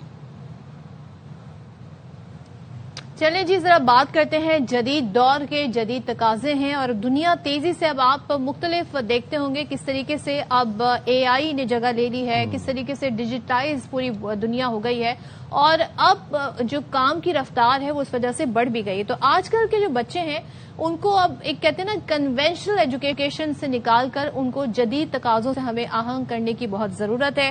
اور اس حوالے سے اگر ہم دیکھیں ڈیجیٹل اسکلز کی اگر ہم بات کریں وہ سیکھنا بڑی ضروری ہے. بلکہ میں صرف بچوں کی بات نہیں کروں گی، آن جاب جو اس وقت لوگ ہیں ان کے لیے بھی بہت ضروری ہے، خاص طور پر جن کو 20 سال ہو گئے ہیں، 25 سال ہو گئے ہیں کام کرتے ہوئے. اگر وہ مزید چاہتے ہیں کہ ان کے کام جو ہے بہتر ہو اور کمپٹیشن جو اب ان کو مل رہا ہے ینگ آنے والے بچوں سے اس کے مقابلہ وہ کر سکے، تو انہیں ضروری ہے. کیونکہ دنیا اب دیکھیں، آپ فری لانسنگ کی بات کریں، گرافک ڈیزائننگ کی بات کریں، ویڈیو ایڈیٹنگ کی بات کریں، پروگرامنگ، ای کامرس، ڈیجیٹل، نہ جانے کیا کیا ایسی اسکلز ہیں جن کو سیکھ کر نوجوان گھر بیٹھے پیسہ کما رہے ہیں. اینیمیشنز ہیں، گیم ڈیولپمنٹ آ گئی ہے، اس کے بعد AI سے ہم آہنگی بہت ضروری ہے. اور دوسری بات یہ ہے کہ مارکیٹنگ، بہت نوجوان مارکیٹنگ بھی سیکھ رہے ہیں. دس از ویری امپورٹنٹ. نوجوانوں کے لیے کامیابی کے نئے دروازے کھل رہے ہیں، اور اگر بچے کم عمری میں ہی تعلیم کے ساتھ ہی جدید ہنر سیکھ لیں تو پھر وہ مستقبل میں نہ صرف بہتر روزگار حاصل کر سکتے ہیں بلکہ اپنی صلاحیتوں کے ذریعے گھر بیٹھے آمدنی بھی کما سکتے ہیں. اچھا، اتنی ساری انفارمیشن ہے تو سم ٹائمز جو بچے ہیں، جو ایون کہ ہم جیسے ایج گروپ کے جو لوگ ہیں وہ بھی کنفیوز ہو جاتے ہیں کہ ہمیں سیکھنا کیا چاہیے. ظاہر ایک ساتھ سب کچھ نہیں سیکھ سکتے، تو ذرا اس پر بات کر لیتے ہیں کہ وہ کون سی میجر اسکلز ہیں جو اس وقت مسٹ ہیں کہ انہیں آنا ضروری ہے، انہیں سیکھنا ضروری ہے. ہمارے ساتھ موجود ہیں سید اصفر حسین، سربراہ national incubation centre Karachi. Thank you so much sir, بہت شکریہ. ذرا بتا دیں جدید دور میں ہم کیسے جدید ہو جائیں اور آنے والے بچے جو ہیں ان کے حوالے سے بھی بتائیں. دیکھیں، وہ ایک پہلے ہم لوگ کہتے تھے نا کہ سب ڈیجیٹل امیگرینٹس تھے، وہ بات اب پرانی ہو گئی. پھر کہنے لگے کہ ڈیجیٹل نیٹیوز ہیں، یعنی آپ جو ہیں بچہ پیدا ہو رہا ہے اس کے پاس گیجٹس ہیں، ٹیبلٹس ہیں، وہ بھی بات اب پرانی ہو رہی ہے. اب سب کہہ رہے ہیں کہ آپ نیکسٹ جنریشن AI نیٹیو ہے، یعنی اس کو AI بیسڈ ٹیکنالوجیز پہ کام کرنا ہے. اچھا، جب AI کی بات ہوتی ہے تو لوگ اس کو بہت کمپلیکیٹ کر دیتے ہیں کہ ہم نے کوئی کوڈنگ پروگرامنگ ہی سیکھنی ضروری ہے. آپ کوئی بھی ایسی چیز سیکھ سکتے ہیں، اسکلز جو آپ کی روزمرہ کی چیزوں کو آسان کر رہی ہو. پہلے اگر آپ دیکھیں تو کوئی بھی ہم سیکریٹریل کام کرتے تھے، ہم ایک ای میل لکھتے تھے، ہم کوئی بھی کانٹینٹ جنریٹ کرتے تھے اپنے آفیسز میں. کوئی بھی کام کر رہے ہو، آپ انجینئرنگ کی جاب کر رہے ہو، آپ ٹیچنگ کا کام کر رہے ہو، کوئی بھی کام کر رہے ہو، اب کانٹینٹ کو ریفائن آپ کر لیتے ہیں AI کے تھرو. اس میں کوئی حرج نہیں ہے، اس میں کوئی چیٹنگ نہیں ہے، اس میں کوئی کسی قسم کی، کیونکہ آپ نے بنیادی آئیڈیا آپ کا ہوتا ہے، بنیادی آئیڈیا اب اس کو آپ پرومپٹ انجینئرنگ کہتے ہیں عام الفاظ میں. تو آپ ایک اچھا پرومپٹ دیتے ہیں، آپ کا آئیڈیا ہوتا ہے، اس کو ریفائن کر دیتا ہے وہ کانٹینٹ. اسی طرح ابھی جیسے گرافک ڈیزائننگ کی بات ہوئی، اگر آپ پہلے ہم کارڈز ایکسچینج کرتے تھے آپس میں، پھر ہم میسیجز ایکسچینج کرنے لگے. آج ہم کارڈز خود بھی بنا سکتے ہیں، اس کے لیے بھی ہمیں کوئی کوڈنگ پروگرامنگ کی ضرورت نہیں ہے. ہو یہ رہا ہے کہ آپ نے اسکلز ایسی سیکھنی ہے جن سکلز کی بدولت آپ کا یا تو خود کا روزمرہ کا کام بہتر ہو رہا ہو، جلدی ہو رہا ہو، آسان ہو رہا ہو، اور آپ کی اپنی سکلز اسی حساب سے بڑھ رہی ہوں. یہ ضروری نہیں ہے کہ آپ کسی کی نوکری ختم ہو رہی ہوگی، یا جو ہم ایک AI سے ڈرا دیتے ہیں اکثر لوگوں کو. میرے حساب سے لوگوں کا کام جلدی ہو رہا ہوگا. اکاؤنٹنٹس ہیں، آپ کے قانون کے خاص طور پہ لیگل لوگ ہیں, ڈرافٹنگ دیکھیں آسان ہو گئی ہے. ایون ہماری فیلڈ میں ریسرچ کے لیے بڑے ٹولز آ, لیکن ایک چیز بتائیں, ایک ہوتا ہے کورس کرنا, ایک ہوتا ہے خود سے ہی سیلف ٹاٹ, سیلف ایجوکیشن. یہ اسکلز آسانی سے سیکھی جا سکتی ہیں؟ بہت آسانی سے. میں آپ کو ایک چھوٹا سا اگزامپل دیتا ہوں. ایک صاحب سے میری ملاقات ہوئی جو حیدرآباد میں رہتے تھے, ڈینٹسٹ تھے, اور ان کا شوق تھا, پیشن تھا کہ انہوں نے گیمز بنانے. انہوں نے گیمنگ سیکھ لی صرف سیلف لرننگ سے, یوٹیوب پہ ویڈیوز دیکھ کے, اور انہوں نے گیم بنانا شروع کر دی کیونکہ ان کا پیشن تھا. آج سوچیں کہ وہ گیمنگ سے بھی ارن کر رہے ہیں اور ہیں وہ ڈینٹسٹ. تو اصل اہم جو آئیڈیا ہے اس ساری کی چیز کے پیچھے کہ آپ کے پاس اتنے فری ٹولز ہیں. حکومت پاکستان کا ڈیجی سکلز کا نام لینا بہت زیادہ ضروری ہے کیونکہ وہ فری ہے, اس میں بہت سارا کانٹینٹ اردو انگریزی دونوں میں ہے. ہماری پوری کی پوری, کیونکہ آپ کا سب سے بڑا چینل ہے, سب سن سکتے ہیں اس بات کو, کہ وہ آپ اردو میں بھی وہ کانٹینٹ دیکھ سکتے ہیں, جس سے بیسک گرافک کے کورسز, اے آئی اور اس طرح کے. اے آئی جب آیا بہت سے لوگوں نے اڈیپٹ بھی کیا, اس کے ساتھ ہم آہنگ بھی ہوئے. بہت سے لوگ ہر ایج گروپ میں سے ابھی بھی ایک بڑا مسئلہ ہے اور وہ ہے پرومپٹ انجینئرنگ. ابھی سننے میں اتنی فینسی ٹرم لگتی کہ پتہ نہیں کیا ہی بات کرنے لگے, لیکن prompt, how to write a basic prompt, یہ لوگوں کو نہیں پتا. یہ اگر آپ بتانا چاہیں ہمارے ویورز کو کہ ایک پرومپٹ کیا ہوتا ہے اور وہ لکھتے کیسے ہیں. پرومپٹ ایک آپ کہہ سکتے ہیں ایک کمانڈ ہوتی ہے یا ایک انسٹرکشن ہوتی ہے. آپ نے اگر کوئی بھی ڈفرینٹ ٹولز ہیں جن میں ہم نامی گرامی جیمینائی ہے, چیٹ جی پی ٹی وغیرہ ہے, اس پہ آپ ایک پیغام لکھتے ہیں یا میسج لکھتے ہیں, جتنا اس کو آپ آسان سہل بنا کے لکھتے ہیں اتنی آپ کے پاس معلومات زیادہ آتی ہیں. پھر اگر آپ اس کو اسپیسیفک کرنا چاہیں, اس کو کوئی بڑے بڑے پیراگراف نہیں لکھنے ہوتے, آپ نے صرف معلومات کو, جیسے جس کو ہم کی ورڈز یا ٹیگز کہتے تھے پہلے, اس کو اب ایک لائن دے دی, ایک جملہ لکھ دیا, اس سے آپ کو معلومات ساری آ جاتی ہے. تو پرومپٹ انجینئرنگ میں جو سب سے اہم چیز وہ ہے کہ آپ سہل بنا کے, آسان بنا کے, جو آپ ہدف چاہ رہے ہیں اپنا وہ لکھ سکیں. ریسرچ کے لیے, جیسے ریسرچ کے لیے آپ کو پوری کتابیں آپ ڈھونڈتے تھے پہلے, اب آپ نے یہ کرنا ہے کہ اسپیسیفک ہو کے ایک سینٹینس میں کیسے اپنا پیغام دینا ہے. تو جتنا آسان آپ میسج لکھیں گے اتنی زیادہ آپ کو معلومات اس کی آسانی سے آئے گی. اچھا, اس میں ایک چیز جو ہمارے یہاں بہت کانٹرڈکٹری ہے وہ یہ کہ ہم سیلف لرننگ تو کر رہے ہیں, خود سے سیکھ رہے ہیں بچے, اسکولز میں ابھی تک وہی روایتی ایجوکیشن سسٹم ہے, وہی کتابیں پڑھائی جا رہی ہیں. تو یہاں پہ ہمیں کیسے اسکول کالجز کو اس طرف لے کر آنا, کوئی سسٹم, کوئی آپ بتائیں کس طرح ڈیجیٹل اسکلز کی طرف لے کر آئیں, کوئی کورس ہونا چاہیے, کوئی سبجیکٹ ہونا چاہیے. دیکھیں اس میں میرے خیال سے یہ والا ایریا بہت کم لوگ ڈسکس کرتے ہیں, میں چاہوں گا اس پہ بات ہو. پہلے تو اساتذہ کو, ٹیچرز کو بھی ٹرین کریں. اسٹوڈنٹس کی بات بہت زیادہ ہوگی میرے خیال سے, جو وہی والی ابھی ہم بات کر رہے تھے نا کہ کوئی ڈیجیٹل نیٹو ہے یا اے آئی نیٹو ہے, ہم سب کو سرپرائز ہوتا ہے جب ہمیں کوئی ایک ٹین ایج کا بچہ آپ سے زیادہ سکھا دیتا ہے. کیوں؟ کیونکہ اس نے بڑا اس طرح ہوا ہے. اسٹوڈنٹس کو جب انٹریکشن ان کا اپنی ٹیچرز کے ساتھ ہو رہا ہے تو استاد کو سیکھنا بہت ضروری ہے.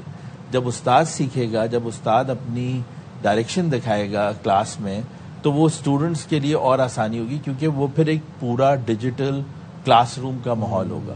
تو ہمیں جو ہے وہ اسٹوڈنٹس کے ساتھ ساتھ ٹیچرز کو ٹرین کرنا بہت ضروری ہے, کیونکہ اگر ٹیچرز وہی پرانی اس میں اپنی چینج نہیں لائیں گے تو پھر بہت بڑا گیپ اور بڑھ جائے گا. اچھا, اور اگر ہم اس کو صرف بڑے شہروں سے ہٹ کے بھی دیکھیں تو وہاں پہ بھی آپ کو اسٹوڈنٹس کے ساتھ ساتھ ٹیچر ٹریننگ کی بہت ضرورت ہے, جس میں بہت ساری جگہوں سے, جس طرح ہم نے ابھی ذکر بھی کیا, بہت سارے فری پلیٹ فارمز بھی ہیں, لیکن ساتھ ساتھ گورنمنٹ کے پلیٹ فارمز, گورنمنٹ کے انیشیٹوز بھی بہت ضروری ہیں. اگریڈ, بالکل آپ نے درست فرمایا. Thank you very much Asfar, آپ نے پروگرام کے لیے وقت نکالا. ٹیچرز جو کہ سکھا رہے ہیں بچوں کو, جو کہ پوری ایک نسل کو پڑھانے کے ذمہ دار, ان کو ایجوکیٹ کرنے کے ذمہ دار ہیں, ان کو سب سے پہلے ہم آہنگ ہونا بہت ضروری ہے اے آئی سے. ان کو آئے گا تو وہ بچوں کو اس کے لیے جو اسکولز سرکاری ہوں یا پرائیویٹ ہوں جو بھاری فیس لے رہے ہیں, ان کی ذمہ داری ہے کہ وہ یہ ٹریننگ پروگرام ٹیچرز کے لیے شروع کریں, ان کے لیے کوئی ورک شاپ اس طرح کی شروع کریں جس میں انہیں اسکلز سکھائے جائیں. یہ orange day, red day, yellow day سے بہتر ہے کہ اے آئی ورک شاپس آپ اسکول میں کروا لیں. جب ہم بات ہی اسکولز اور کالجز اور تعلیم کی کر رہے ہیں تو ہمارے یہاں ایک بڑا, ایک کہتے ہیں نا, مختلف پیرلل سسٹمز کام کر رہے ہیں تعلیم کے, اور کوئی سرکاری اسکول ہے تو کوئی کسی کو پیلا اسکول کہا جاتا ہے, تو کوئی سیمی پرائیویٹ ہے تو پرائیویٹ ہے. کیمبرج سسٹم بھی ہے جس پہ لوگ بڑا ٹرسٹ کرتے ہیں, بڑا پیسہ اس میں لگتا ہے, اور لوگ امیر لوگ تو افورڈ کر سکتے ہیں، بٹ کچھ لوگ ایسے بھی ہیں جو چاہتے ہیں ان کا بچہ آگے جا کے اعلیٰ تعلیم حاصل کرے تو وہ اپنی جمع پونجی بھی اس کی ایجوکیشن پہ لگا دیتے ہیں. لیکن یہاں بھی کچھ ایسا ہو رہا ہے جو کہ بہت ڈسٹربنگ ہے، اور یہ پیٹرن اب ہم دیکھ رہے ہیں کافی دن سے چل رہا ہے. کیمبرج انٹرنیشنل ایجوکیشن CIE نے ایگزامینیشن کو ایک مذاق بنا دیا ہے. ایک کے بعد ایک پرچہ آؤٹ، ایک کے بعد ایک پرچہ آؤٹ. اب پھر دوبارہ سے AS Math P2 I am sure کہ وہ لیک ہو گیا ہے، اور ساتھ ساتھ کمپیوٹر کا پرچہ بھی لیک ہوا ہے. اب مجھے صرف یہ بات جاننی ہے، مجھے کل ایک بچے نے میری بات ہوتی، اس نے کہا بھائی میں نے تو 2 پیپر دیے تھے، دونوں ہی لیک ہو گئے. آپ یہ سوچیں کہ 10 مہینے ایک بچہ تیاری کر رہا ہے ایک ایگزام کی، ٹیوشنز پڑھ رہا ہے، اکیڈمی جا رہا ہے، کریش کورسز کر رہا ہے، اپنے اسکول میں فیس دے رہا ہے، اس کے بعد ان کی ایگزامینیشن فیس الگ سے ہوتی ہے، 50 ہزار روپے ایک پرچے کا ہوتا ہے. اس کے بعد جب اس کو پتا چلے کہ پیپر لیک ہو رہا ہے، اور آپ یہ دیکھیں اس کے اوپر اب ایوری تھنگ کیمبرج خاموش ہے. کیمبرج کہہ رہا ہے کہ ہم تھورو انویسٹیگیشن کریں، پرچے پہ پرچہ لیک ہوئے جا رہا ہے. اچھا، مجھے اس کا مطلب جو پرچے اس سے پہلے لیک ہوئے اس پر کوئی ایسے ایکشن نہیں لیے گئے کہ میک شیور کیا جائے کہ اب جو پرچہ ہوگا وہ لیک نہیں ہوگا. جو آپ نے میتھس کی بات کی P2 کی، وہ پرچہ دوپہر 2 بجے شروع ہونا تھا، لیکن امتحان سے ایک دن پہلے ہی اس کا سالوڈ حل شدہ جو ورژن ہے وہ سوشل میڈیا پر وائرل ہوا تھا. تو متعدد جو کینڈیڈیٹس ہیں جو پیپر دے رہے ہیں وہ انہوں نے دعویٰ کیا کہ امتحانی سینٹرز میں انہیں وہی سوالیہ پرچہ فراہم کیا گیا جو پہلے سے ہی آن لائن موجود تھا. تو جب یہ حالات ہیں تو پھر کیسے لوگ سسٹم پر ٹرسٹ کریں؟ سسٹم پر ٹرسٹ کیسے کریں گے؟ دوسری بات یہ ہے کہ یہ پیپر کہاں پہ لیک ہو رہے ہیں؟ پیپر ڈسکارڈ پہ لیک ہو رہے ہیں، یہ پیپر ریڈٹ پہ لیک ہو رہے ہیں. اور ڈسکارڈ اور ریڈٹ ہمیں پتہ ہے کہ مطلب وہ کوئی بچے ظاہر سی باتیں استعمال کرتے ہیں اور ینگسٹرز استعمال کر رہے ہیں. مجھے سمجھ نہیں آ رہی کہ اتنا بڑا ایگزیکٹلی اور اتنا بڑا ایجوکیشن سسٹم ہے، how can you not scrutinise and make sure کہ آپ ایگزامینیشن جو ہے ان کے پرچے لیک نہ ہو؟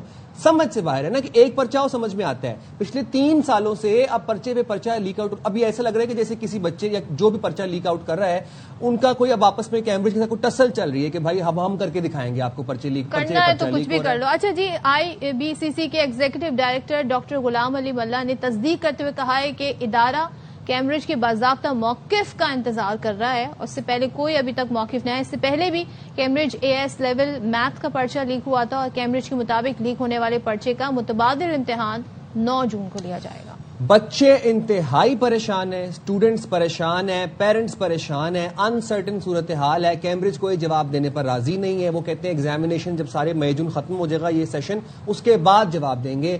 اب مجھے سمجھ نہیں آ رہی صدف کہ کتنے ایگزامز کا ری ٹیک لیں گے، کتنے ری ٹیک لیں گے، اور کتنے میں ایکسپیکٹڈ گریڈز دیں گے. 2 ہی صورتحال تھی نا کہ یا تو ری ٹیک لیں گے اکتوبر نومبر میں، یا پھر ایکسپیکٹڈ گریڈز دیں گے. اب کتنے میں دیں گے؟ آئیڈیلی اسپیکنگ سائم ایک پیپر کے بعد سب الرٹ ہو جانا چاہیے تھا، پھر کوئی پرچہ لیک نہیں ہونا چاہیے تھا، لیکن ایسا ہو نہیں رہا ہے. تو لیٹس سی اب یہ بچے کیا اپنا فیوچر کیا سوچ رہے ہوں گے، کتنی انسرٹنٹی ان کے لیے ہوگی.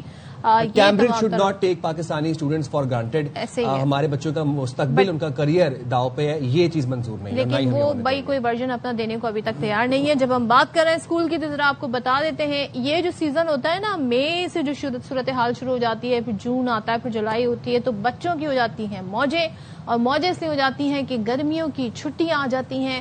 اس بار ہم دیکھ رہے ہیں کہ پنجاب کے جو تعلیمی ادارے ہیں وہاں پر بڑی ایکسٹینڈڈ گرمیوں کی چھٹیاں بچوں کو ملی ہیں. 22 مئی سے 23 اگست تک آلموسٹ 3 منتھ، 3 مہینے کی بچوں کو طویل چھٹیاں مل گئی ہیں. اور صوبائی وزیر تعلیم ہے رانا سکندر حیات، انہوں نے اس کے شیڈول کا اعلان بھی کیا اور کہا کہ گرمی بہت زیادہ ہے، طلبہ اور اساتذہ کی صحت کو مد نظر رکھتے ہوئے یہ فیصلہ یہ اچھا ہے کہ کسی نے گرمی کا احساس کیا اور بچوں کا احساس کیا. لیکن طویل چھٹیوں کے فیصلے تحفظات ہیں. فیس تو 12 مہینے کی ادا کرتے ہیں، لیکن 6 مہینے تو اسکول ہی بند رہتے ہیں. سال میں عید کی چھٹیاں، اس کے بعد پھر گیزٹڈ ہالیڈیز، سیمسٹر کے بعد کچھ دن کی چھٹیاں، پھر ہفتہ وار 2 چھٹیاں، پھر کفایہ شعاری کے نام پر چھٹیاں، پھر اس کے بعد سمر ویکیشنز، پھر ونٹر ویکیشنز، پھر اسموگ، پھر اسپرنگ بریک، پھر فلڈنگ. اتنی چھٹیاں کہ پچھلے 1-2 سالوں میں بچے تو مطلب کتنا ہی پڑے ہوں گے. پیرنٹس تو نہیں ہے، وہ کہہ رہے ہیں جی ہم انہیں اسکول بھیج کے تھوڑا سکون کا سانس لیتے ہیں، اب یہ 3 مہینے بھی گھر بیٹھے رہیں گے. آئی تھنک یہ تھوڑے تحفظات ان کے مجھے لگ رہا ہے زیادہ ہے. بٹ لائک دین اگین بچے بھی تو پھر ادھم مچا کے رکھتے ہیں نا گرمیوں کی چھٹیوں میں گھروں میں. وہ چلے تو والدین کیا کہہ رہے ہیں، بچے کیا کہہ رہے ہیں، ذرا سن لیتے ہیں. یہ نا گورنمنٹ کو نہیں چاہیے 3 مہینے کی چھٹیاں دینی. بڑی تو بڑی یہ مہینے کی چھٹیاں دے دیں بہت زیادہ ہے. ایجوکیشن پہ کمپرومائز نہیں کرنا چاہیے بچوں کی. بہتر تو یہ ہے کہ بچوں کے یہ اسکول اوپن کریں. اس میں تعلیم کا نقصان بہت زیادہ ہے کیونکہ پہلے ہی آلریڈی تقریباً ہفتے میں 4 دن جا رہے ہیں, 3 دن ان کی چھٹیاں ہو رہی ہیں. پہلے تقریباً 1.5 سے 2 مہینے راؤنڈ باؤنڈ میں چھٹیاں کرتے تھے, اب اس کو 3 مہینے پہ لے گئے. ایک سال میں 365 اگر دن ہے نا تو 90 چھٹیاں آپ اس کی ایڈ کر لیں پہلے 3 ماہ کی, اس کے بعد 52 ہفتوں کی چھٹیاں ایڈ کریں, ایک ہفتے میں 2 چھٹیاں, 52 ہفتوں کی چھٹیاں 104 چھٹیاں وہ ایڈ ہو گئیں. 90 اور 104 200 چھٹیاں ہو گئی, 365 دن ابھی ٹوٹل ہیں. ڈیفینیٹلی ڈفرینس تو آتا ہے. لائک جو کورس آپ نے 365 ڈیز میں یا 300 ڈیز میں کرنا ہے وہ سارا آپ کا کمپائل ہو جاتا ہے یا کم ہو جاتا ہے ود ان 150 to 200 ڈیز. پڑھائی کا حرج ہوتا ہے. ابھی بھی تو 4 دن بچے اسکول جا رہے ہیں, 3 دن پیرنٹس کو ہی پڑھانا پڑ رہا ہے. ان کو پیرنٹس کو ان کے اوپر توجہ دینی پڑ رہی ہے. میرے خیال سے فیصلہ نہیں ٹھیک, تو ان کو 2 مہینے کی کرنی چاہیے کیونکہ پڑھائی کا حرج بہت زیادہ ہوتا ہے. طلبا کا نقصان ہی نقصان ہے, فائدہ تو کوئی نہیں ہے کیونکہ 2 سے 3 مہینے پہ آپ چلے گئے اور پہلے بھی جمعہ ہفتہ اتوار چھٹی ہے اور پہلے چھٹیاں بہت ہیں. اب یہ سارا سلسلہ چھٹیوں پہ رکھ کے کہاں گئی ایجوکیشن, کہاں گئی وہ سارا تعلیم کا سلسلہ. اچھا بچوں, میری طرف سے ایک ڈسکلیمر ہے, میں نے کچھ نہیں کہا, یہ سارے آپ کے امی ابو ہیں. یہ جو آپ نے ساری بات سنی ہے ان کو شکایت ہو رہی ہے کہ ان کو اتنی چھٹیاں کیوں مل رہی, گیزیٹڈ ہالیڈیز بھی ہیں. ہمیں صرف یہ کنسرن ہے کہ آپ کی پڑھائی کا نقصان نہ ہو, باقی آپ موج مستی کریں, کھیلیں کودیں بھی اور پڑھیں. ویسے ٹو بی آنیسٹ بچے اب ہمارے اتنے اسمارٹ ہو گئے کہ وہ بھی یہ بات سوچتے ہیں کہ اماں ابا اتنی فیسز بھر رہے ہیں اور ہم تقریباً 200 دن تو گھر بیٹھے رہتے ہیں ایک سال کے اندر. تو بچے اب خود بھی ویسے نا اسکول جانا چاہتے ہیں. دیکھیے یہی تو دن ہوتے ہیں, یہی تو اسکولس کی یادیں ہوتی ہیں, کالجز کی یادیں ہوتی ہیں. یہ ٹائم ہاتھ سے نکل گیا, ہماری طرح ہم بھی بیٹھ کے اب ریگریٹ کرتے ہیں کاش ہمارے زمانے میں سب کیوں نہیں ہوتا تھا. چلے بات کر لیتے سیکرٹری اطلاعات all Pakistan private schools federation Kashif Mirza ہمارے ساتھ موجود ہیں. کاشف صاحب, ظاہر ہے وہ ابھی ہم تھوڑا سا لائٹر سائڈ پہ بات کر رہے تھے, لیکن اصل بات یہ ہے کہ پنجاب میں اس بار 3 ماہ کی طویل چھٹیاں دی گئی ہیں. کیا یہ تمام تر مشاورت سے کی گئی تھی پرائیویٹ اسکولز کی؟ دوسرا یہ کہ جو کنسرن آپ نے سنا نا پیرنٹس کا, ان کو یہ ہے کہ آپ لوگ سارا سال کی فیس لیتے ہیں, پڑھائی 6 مہینے ہو رہی ہے آلموسٹ, اس کے بعد وہ کہہ رہے ہیں نقصان ہو رہا ہے پڑھائی کا. تو یہ کیا سوچ کے یہ فیصلہ کیا گیا ہے؟ پہلی بات تو یہ جی کہ گورنمنٹ کبھی بھی جو ہے اسٹیک ہولڈرز کو نہ کبھی آن بورڈ کرتی ہے, اور عموماً ایسی جو اطلاعات ہیں ہمیں میڈیا کے تھرو پتہ چلتی ہیں. یہ پچھلے کچھ 7-8 سالوں سے جس طرح کی گورنمنٹ نے ایک روش اختیار کر لی ہے کہ بغیر مشاورت اور یکدم ایک اچانک ایک ایمرجنسی اناؤنسمنٹ آتی ہے, اور یہ پیرنٹ کا کنسرن بالکل درست ہے کہ 1 سال کے اندر انٹرنیشنل سٹینڈرڈ جو ہے وہ 240 ڈیز کا ہے, جبکہ پاکستان انفارچونیٹلی ان بدنصیب ملکوں میں ہے جہاں پہ 100 یا 120 ڈیز رہا کرتا تھا, اور پچھلے 5-7 سالوں میں تو ایسا ہی تھا. لیکن یہ 2 سال جو پچھلے گزرے ہیں یہ 100 ڈیز سے بھی کم ہے. اس سال تو جنگ کے نام پہ, پیٹرول کے نام کے اوپر ایک نیا ہمارے اوپر جو فارمولا آزمایا گیا ہے, جو 6 ڈے ویک کی جگہ 4 ڈے ویک کیا گیا ہے, اور جس کا کوئی فائدہ نہیں ہوا. اسٹیٹس گورنمنٹ کے اپنے بھی کہہ رہے تھے کہ نہ پیٹرول کی بچت ہوئی, الٹا ہمارے بچوں کا جو ایجوکیشن سسٹم ہے وہ اور زیادہ جو ہے نقصان کا شکار ہوا ہے. ابھی آپ کے سامنے نیا سیشن شروع ہے, آپ 3 ماہ کی چھٹیاں دے رہے ہیں, سندھ میں 2 ماہ کی چھٹیاں ہیں, دوسرے صوبوں میں بھی 2 ماہ کی چھٹیاں ہو رہی ہیں. ان حالات میں پنجاب میں کوئی خاص کوئی ایسی گرمی بھی نہیں ابھی تک, جو مئی جب تک گزرا ہے وہ حالات ایسے بھی نہیں ہے کہ ویو کوئی ایسی آئی ہو. لیکن اگر ہے بھی تو اس کا آپ کے پاس الٹرنیٹ موجود ہوتا ہے. آپ اس کو آپ یہ کہنا چاہ رہے ہیں شارٹلی, آپ یہ کہنا چاہ رہے ہیں کہ پنجاب کے جو ایجوکیشن منسٹر ہیں رانا سکندر حیات, وہ آپ سے کسی قسم کی کوارڈینیشن نہیں کرتے, جبکہ آپ سیکرٹری اطلاعات all Pakistan private school association ہے, تو آپ کے ساتھ ایجوکیشن منسٹری بالکل کوئی رابطے میں نہیں ہے, کوارڈینیشن میں نہیں, آپ کو آن بورڈ نہیں لیا جاتا؟ نہیں, میں یہ کہہ رہا ہوں کہ پاکستان کے کہیں پہ بھی ایجوکیشن کے جتنے بھی ارباب اختیار ہیں, منسٹرز ہیں, سیکرٹریز ہیں, وہ کبھی بھی اس قسم کے جب فیصلے کرتے ہیں بند کمروں میں کرتے ہیں, اور کہیں پہ بھی جو ہے وہ اسٹیک ہولڈر پیرنٹس بھی ہیں, نہ پیرنٹس کو اعتماد میں لیا جاتا ہے نہ اداروں کو اعتماد میں لیا جاتا ہے. اور یہ تو یہاں تو ایجوکیشن منسٹر صاحب نے تو فرمایا تھا کہ ہم اس مرتبہ گرمیوں کی چھٹیوں کو کم کریں گے اور 1 ماہ تک لے کر آئیں گے. تو یہ بڑا خوش آئند تھا کہ وہ چاہ بھی رہے تھے کہ اس کو ڈیفیشنسی کو جو ہے اس کو ختم کیا جائے اور بچوں کی کنٹینیوٹی آف ایجوکیشن ہو, کیونکہ یونیسیف بھی یہ کہہ رہا ہے 50 سال پاکستان ایجوکیشن میں پیچھے, اور اگر ایک بچے کی مسلسل اس طرح ایجوکیشن کی ڈسکنٹینیوٹی ہوگی تو اس کے امپیکٹ 5 سے 7 سال ہوں گے. تو اس کا مطلب یہ بہت واضح ہے کہ ان تمام ایڈوائزریز کو کسی بھی سٹیج کے اوپر جو ہے آن نہیں کیا گیا. اب آپ مجھے ایک بات بتائیں 2 करोड़ 80 लाख तो बच्चा आउट ऑफ स्कूल है। आपने अमलन 80 दिन का अगर आपने कैलेंडर डिजाइन कर दिया है एजुकेशन का, तो फिर जो बाकी जो 5 करोड़ बच्चा इन तालीमी इदारों में पढ़ रहा है वो कैसे अपनी एफिशिएंसी को मीट अप करेंगे। फिर हाई कोर्ट के अंदर हम गए हैं, हमने ये हमारी जो तंजीमें गई हैं उन्होंने कमेटी बनाई और उसमें ये काशिफ साहब चलें ठीक है, अगर आपने प्लान बनाया है तो साथ में आजकल जदीद तकाजों से बच्चों का मांग करें, कोई उनके लिए ऐसा प्रोग्राम शुरू करें जो वो इन मंथ्स में जो उनकी छुट्टियां हो रही हैं उसमें यूटिलाइज करें। कोई डिजिटल स्किल सीख लें, कोई महारत सीख लें, कुछ और स्किल सीख लें।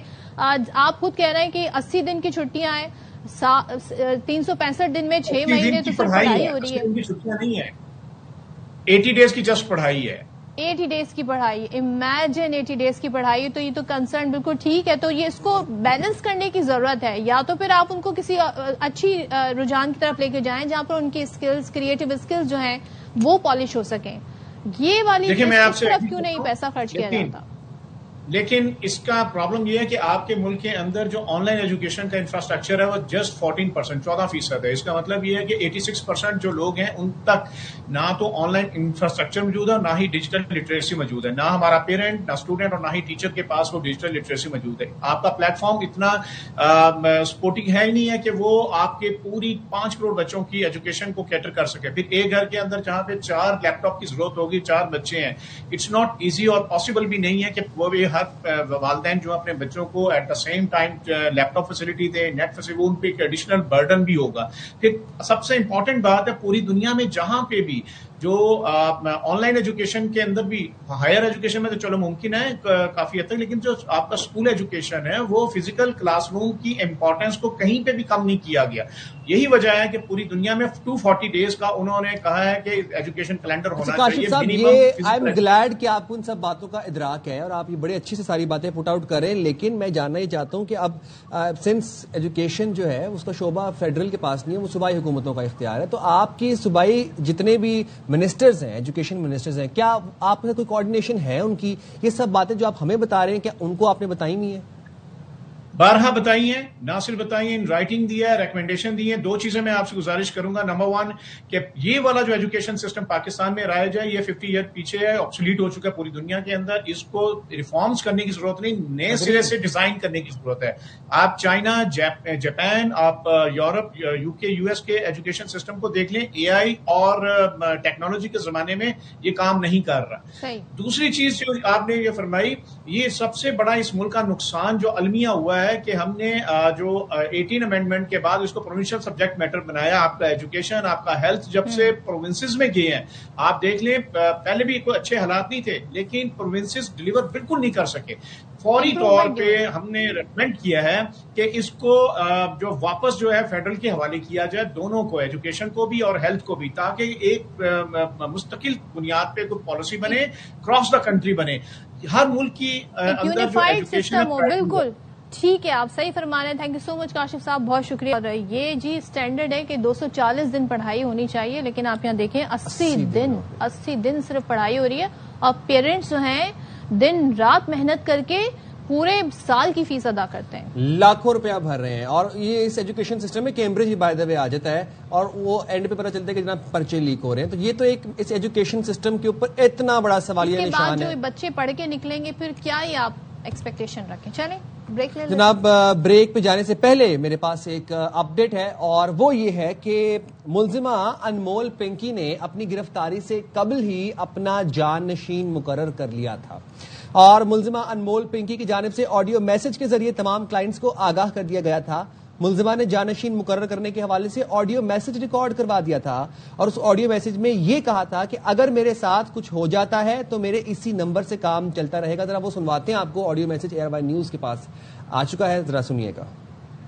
Hi friends, I am Pinky. ये मैसेज मैंने सेंड इसलिए किया है कि अगर खुदा ना खास्ता मेरे साथ, ये मैसेज बनाने का मतलब ये है कि अगर खुदा ना खास्ता मेरे साथ कुछ हो जाता है और ये मैसेज आप लोगों को मिलता है, तो इसका मतलब ये होगा कि नेक्स्ट आगे से जो काम संभालेगा वो मेरे ही नंबर से, आपसे यही नंबर मेरा ही होगा और कोई जेंट्स होंगे, ठीक है? तो समझ ले मेरे फ्रेंड होंगे اور وہ آگے سے اس کام کو ہینڈل کریں گے اور آگے آپ کو خود سارے معاملات وہ بتا دیں گے جو بھی معاملات ہوئے ہوں. کتنا انٹیگریٹڈ ڈسپلن سسٹم ہے ان کا. ڈسپلن کا ورڈ میں یوز نہیں کریں, آرگنائزڈ بلکہ رادر آپ یوز کریں. سسٹمیٹک ہے کہ اپنا جانشین بھی ملزمہ مقرر کر کے جا رہی کہ میری گرفتاری کی صورت میں اگر میں اتنے عرصے مسنگ رہوں تو پھر مسنگ کا مطلب ہے ظاہر ہے کہ میں حوالات میں ہوں تو پھر میرا جانشین ہی ہوگا. تو آپ اندازہ لگائیں کہ ان تک پہنچنا اور ان کی گرفتاری ہونا اور اس کے بعد منطقی انجام تک پہنچنے میں مجھے لگتا ہے بہت سارے مراحل ہوں گے. ایسا سینٹرلائزڈ نظام تو ہم نے گورنمنٹ میں بھی دیکھا کہ جس طرح کا یہاں پہ چلے, کارٹل میں چل رہا ہے. امیجن ایک اور بھی اپڈیٹ ہے, وہ منشیات فروشی کے الزام میں انتہائی مطلوب ملزمہ پنکی گرفتاری کا معاملہ اور پولیس چیف کے حکم پر بنائی گئی خصوصی ٹیم نے تحقیقات کا آغاز کر دیا. تحقیقاتی ٹیم معطل 3 پولیس افسران اور 2 لیڈی کانسٹیبلز کے بیانات لے گی اور تحقیقات کی جائے گی. ملزمہ کو ہتھ کڑی لگا کر اور چہرہ ڈھانپ کر کیوں نہیں عدالت لے جایا گیا. تحقیقاتی ٹیم کا گارڈن پولیس اسٹیشن میں نصب CCTV کیمروں کی ریکارڈنگ دیکھنے کا فیصلہ. ملزمہ کو پولیس اسٹیشن میں کس انداز میں اور کہاں رکھا گیا تھا جانچ ہوگی. حکام یہ بتاتے ہیں کہ ملزمہ کا تھانے کے اندر افسرانوں اہلکاروں کے ساتھ رویہ کیسا تھا رپورٹ کا حصہ بنایا جائے گا. کھوج لگایا جائے گا گارڈن پولیس اسٹیشن کے اہلکاروں نے قواعد و ضوابط کی خلاف ورزی کیوں کی. کراچی پولیس چیف نے SSP ساؤتھ کی سربراہی میں خصوصی تحقیقاتی ٹیم تشکیل دی تھی. چلیں تو بڑی لمبی فہرست ہے. پہلے وہ مقدمات جو آلریڈی ان خاتون پر ہیں اس کا ہی کوئی نتیجہ نکل آئے تو دیکھتے. لیٹس سی JIT کہاں تک پہنچتی ہے اور کب شروع ہوتی ہے. جائیں چھوٹی سی بریک پہ, حاضر ہوں گے بریک کے بعد. اسٹے دیر ود اس.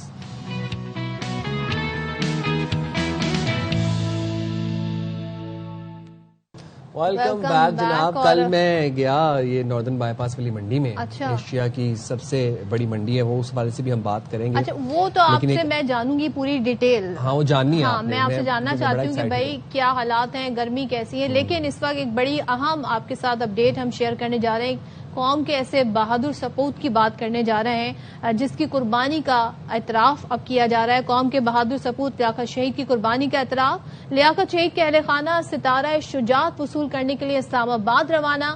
لیاقت شہید کی والدہ, صاحبزادے اور بھائی صدر پاکستان سے ستارہ شجاعت وصول کریں گے. شہید کے اہل خانہ کو مکمل سرکاری پروٹوکول کے ساتھ اسلام آباد روانہ کیا گیا. وزیر اعظم پاکستان شہباز شریف کی سفارش پر لیاقت شہید کے اہل خانہ کو آج شام ستارہ شجاعت دیا جائے گا. لیاقت شہید نے خودکش بمبار کو روک کر کئی جانوں کا تحفظ یقینی بنایا تھا. تو لیاقت شہید جن کی ہم بات کر رہے ہیں انہوں نے بڑی قربانی دی ہے, کئی جانوں کو بچایا ہے. اس کے لیے انہوں نے اپنی جان کی پرواہ نہیں کی اور اسی کو ریکگنائز کرنے کے لیے اور اسی کا اعتراف کرنے کے لیے ان کو آج ستارہ شجاعت دیا جائے گا جو ان کے اہل خانہ وصول کریں گے. تو وزیر اعظم کی سفارش پر صدر مملکت نے لیاقت شہید کے لیے ستارہ شجاعت کی منظوری دے دی. لیاقت شہید نے اپنی جان قربان کر کے بڑے جانی نقصان کو ٹال دیا. لیاقت شہید کی جرت, فرض شناسی اور قربانی پوری قوم کے لیے ایک روشن مثال ہے. وزیر اعظم کی سفارش اور صدر پاکستان کی منظوری قومی ہیرو کی عظیم قربانی کا اعتراف ہے. ستارہ شجاعت پاکستان کا دوسرا بڑا سول اعزاز برائے بہادری ہے اور لیاقت شہید کے اہل خانہ ستارہ شجاعت وصول کرنے کے لیے اسلام آباد روانہ ہو چکے ہیں. لیاقت شہید کی والدہ, صاحبزادے اور بھائی صدر پاکستان سے ستارہ شجاعت وصول کریں گے. شہید کے اہل خانہ کو مکمل سرکاری پروٹوکول کے ساتھ اسلام آباد روانہ کیا گیا ہے اور وزیر اعظم کی سفارش پر لیاقت شہید کے اہل خانہ کو آج شام ستارہ شجاعت دیا جائے گا. لیاقت شہید نے خودکش بمبار کو روک کر کئی جانوں کا تحفظ یقینی بنایا تھا. اچھا جی, اس سے پہلے جو سائم بات کر رہے تھے اس کی طرف آتے ہیں. آپ کا جانا ہوا تو مجھے ذرا بتائیں کیا ریٹس ہیں, کیا حالات ہیں. تو میں آپ کو یہی بتا رہا ہوں کہ ناردرن بائی پاس ایشیا کی سب سے بڑی منڈی اور کیا وہاں پر ماحول تھا. اچھا وہاں پر آپ کو پتا ہے کہ جانور تو اعلیٰ قسم کے ہوتے ہیں, ساتھ میں فوڈ کورٹس بھی ہوتے ہیں. میں گیا, میں نے جانوروں کی قیمتیں معلوم کی, میں نے کھانا کھایا, صبر کے گھونٹ پیے اور میں واپس آ گیا. یعنی قیمت ایسی تھی کہ جانور جو پسند آتا تھا وہ 25 لاکھ, 18 لاکھ, 30 لاکھ, کیا کیا اعلیٰ برہمن نسلیں اور کیا کیا ایسی زبردست کلرز اور نسلیں, پلے ہوئے جانور, لیکن قیمتیں بھائی 18-20 لاکھ سے سٹارٹنگ ہے. دیکھیں یہاں پہ میں دیکھ رہی ہوں خریداری کا رجحان تو کم ہے, لیکن لوگ اس لیے بھی جا رہے ہیں کیونکہ وہاں پر ڈفرینٹ بھی لوگوں کو ایکٹیویٹیز نظر آ رہی ہیں. کھانے پینے کا ماحول بھی ہے, زبردست قسم کے کھانے وہاں پہ مل رہے ہیں, وہاں پر رائڈز بھی ہیں, تو بہت کچھ ہو رہا ہے. تو آپ کو لیے چلتے ہیں جناب کہ وہاں پر صرف جانوروں کی تعداد نہیں بلکہ ان کی ویرائٹی بھی بڑی حیران کن ہے. تو رافی ہمارے نمائندے بالکل جی, انہوں نے ایک رپورٹ تیار کی ہے.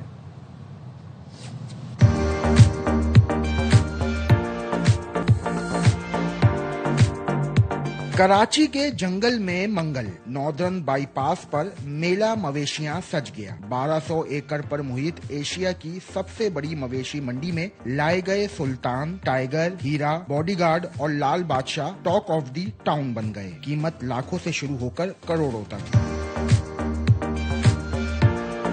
मंडी में 15 से 20 मन वजनी चोलिस्तानी, राजनपुरी और साहेवाल नस्ल के बैल सबकी तवज्जो का मरकज हैं, जबकि व्यापारी अपने जानवरों की खूबसूरती, वजन और नायाब नस्ल को मुनफरिद अंदाज में पेश कर रहा है। अब देखो ना, ये क्वालिटी है, इसको चोलिस्तान और देसी में मतलब प्योरिटी में आती है।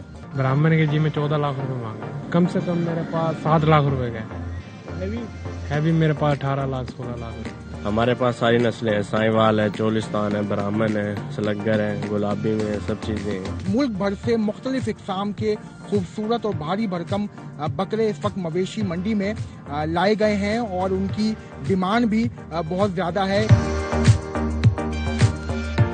खूबसूरती के शौकीन अफराद के लिए गुलाबी नस्ल के बकरे, राजनपुर के सफेद बेड़े, पहाड़ी बकरे और कार्गो नस्ल के भारी भरकम दुम्बे मंडी की जीनत बने हुए हैं। वहीं थरी नस्ल के ऊंट भी मंडी की शान बढ़ा रहे हैं। व्यापारियों का कहना है कि इस साल जानवरों की खुराक, ट्रांसपोर्ट और लाइव स्टॉक के अखराजात 4 गुना बढ़ गए, जिससे कीमतें मुतासिर हो रही हैं। ये ऊंट लेकर आए, अला मंडी से लेकर आए। ये लाड़ी होता है, इसका कीमत ये भी हमने ले लिया 5 लाख। 2 दान 4 दान 8 लाख 9 लाख 10 लाख वाला उठी, लाख खर्चा है।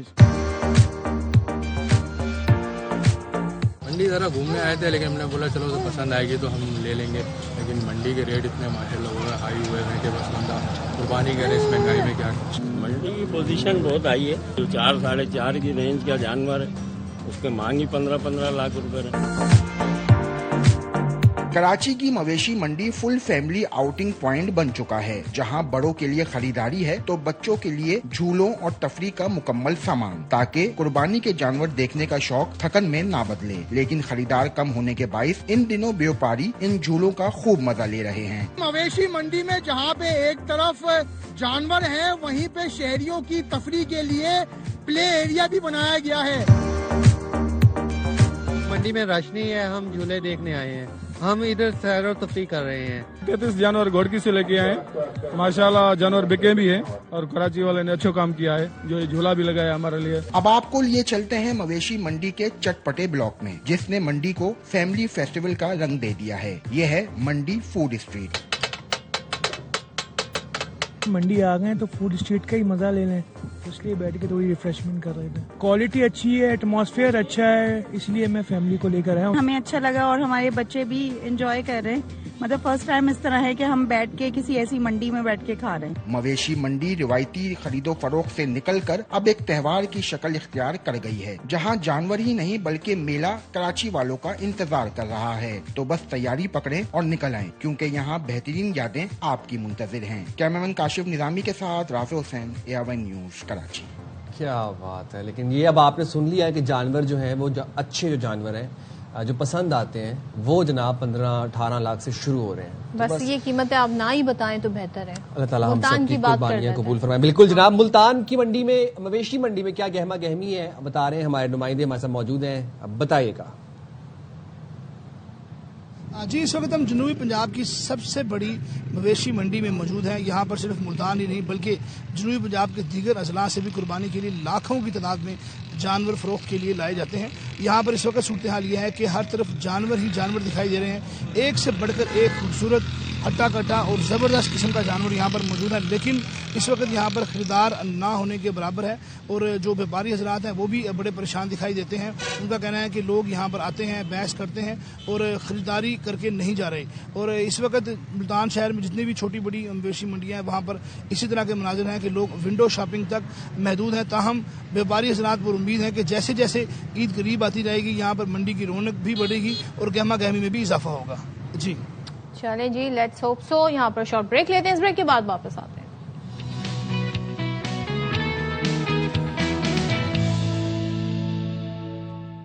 वेलकम बैक जनाब। और अब आपको जरा एक बात बता देते हैं जो कि बड़ी तशवीशनाक अलार्मिंग सिचुएशन है। कायमा कमेटी सेनेट बराए सेहत के इजलास में ये तशवीशनाक इंकशाफ सामने आया है कि गुज़िश्ता 2 साल के दौरान मुख्तलिफ अद्वियात की कीमतों में 100% इजाफा रिकॉर्ड किया गया है। 100 टाइम्स, 50 भी नहीं 100% इजाफा हुआ, डबल कर दी गई। और इजलास में साथ में ये भी बताया गया कि 2024 में जो अद्वियात की कीमतें हैं इनको डी रेगुलेट करने के बाद फार्मास्यूटिकल कंपनीज को खुद कीमतें मुकर्रर करने की इजाजत मिल गई, जिसके नतीजे में मार्केट में अद्वियात की कीमतें बेकाबू हो गई हैं। अब drug regulatory authority of Pakistan सिर्फ जान बचाने वाली अद्वियात को रेगुलेट कर सकती है। कमेटी ने मौजूदा निजाम पर सख्त सवालात उठाते हुए फौरी नजरसानी का मुतालबा किया है। ड्रैप हुकाम के मुताबिक मुल्क में 659 दवासाज कंपनियां काम कर रही हैं, जबकि 394 इदारे अद्वियात और वैक्सीन दरामद करते हैं। और पाकिस्तान फार्मास्यूटिकल मसनूआत 51 ममालिक को बरामद की जा रही हैं और गुज़िश्ता साल इस सनद की मजमूई फरोख्त 1 खरब 32 अरब रुपए तक पहुंच जा चुकी है। इस पे जरा बात कर लेते हैं, इसका हल क्या है और क्या ये जो फैसला हुआ डी रेगुलेट करने का, ये सारे जो हम देख रहे हैं कीमतें बढ़ती हुई, ये उसके नतीजे में ऐसा हो रहा है। हमारे साथ गुफ्तगू के लिए मौजूद है साबिक chairman Pakistan pharmaceutical manufacturers association तौकीरुल हक साहब। Thank you so much Tauqeer साहब।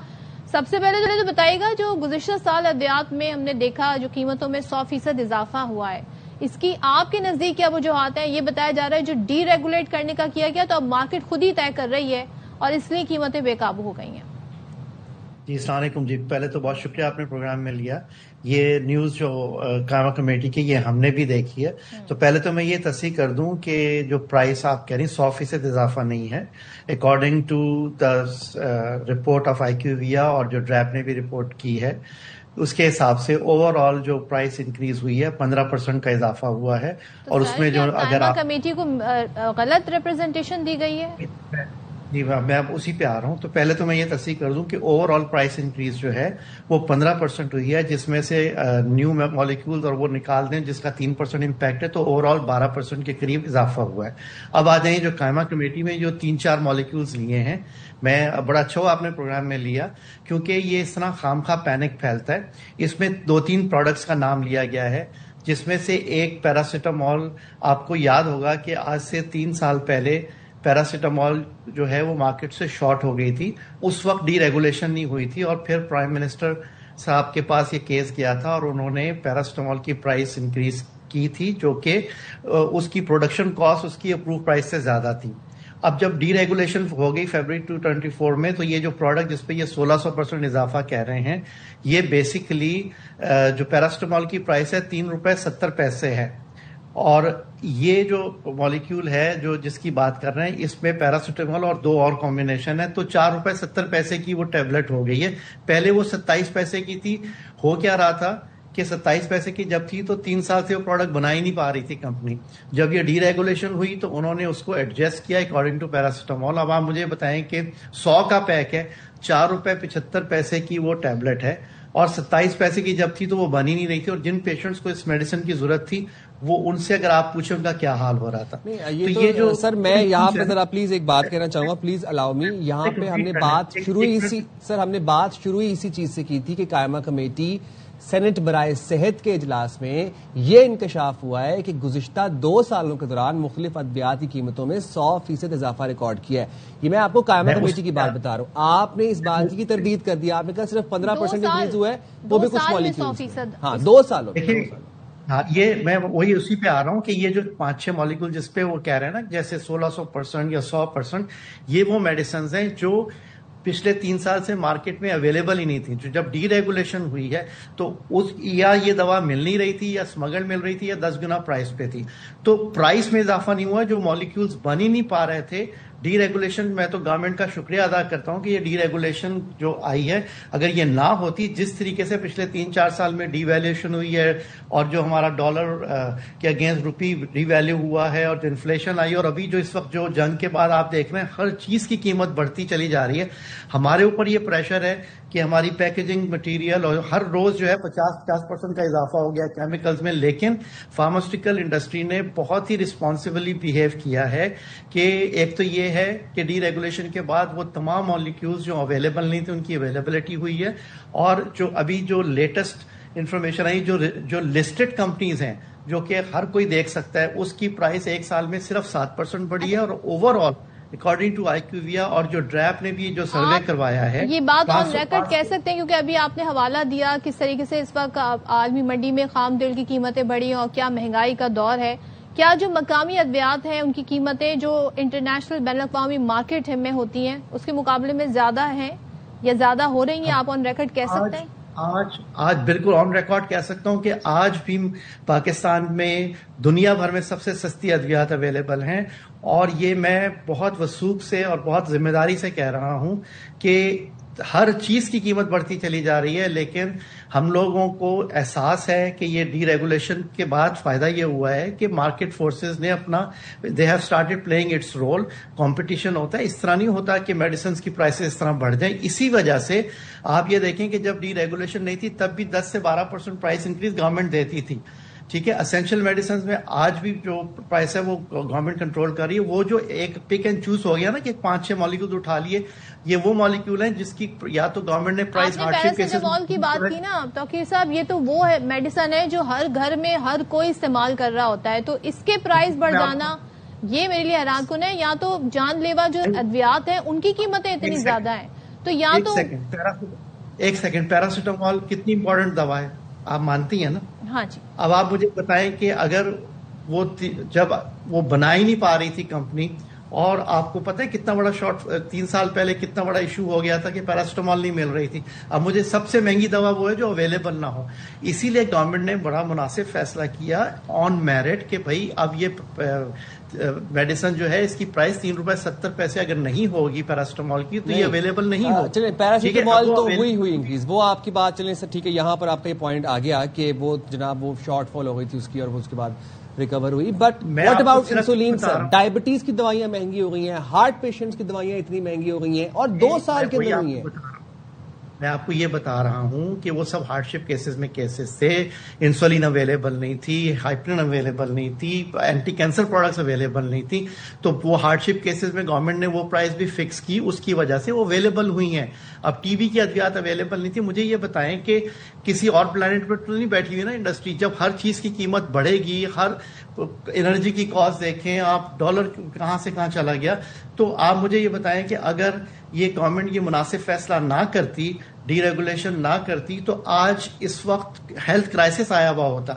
آپ کے پاس ماشاءاللہ ساری میڈیسن اویلیبل۔ ایک منافع کی بھی ایک شرح ہونی چاہیے نا توقیر صاحب، یہاں پر لوگوں کی جانوں کا، ان کی زندگیوں کا، ان کی صحت کا مسئلہ ہے، بہت سارے لوگ نہیں افورڈ کر سکتے۔ یہی تو بتا رہا ہوں آپ کو کہ اس کے باوجود کہ ہر چیز کی قیمت میں اتنا اضافہ ہوا ہے، آج بھی میڈیسنز کی اوور آل پرائس انکریز 14-15% ہے، جو کہ اگر آپ کسی اور کموڈٹیز سے کمپیئر کریں تو ایک عام آدمی سے پوچھنے کی ضرورت ہے کہ اس کے کیا حالات ہیں، وہ کتنا افورڈ کر سکتا ہے کہ نہیں۔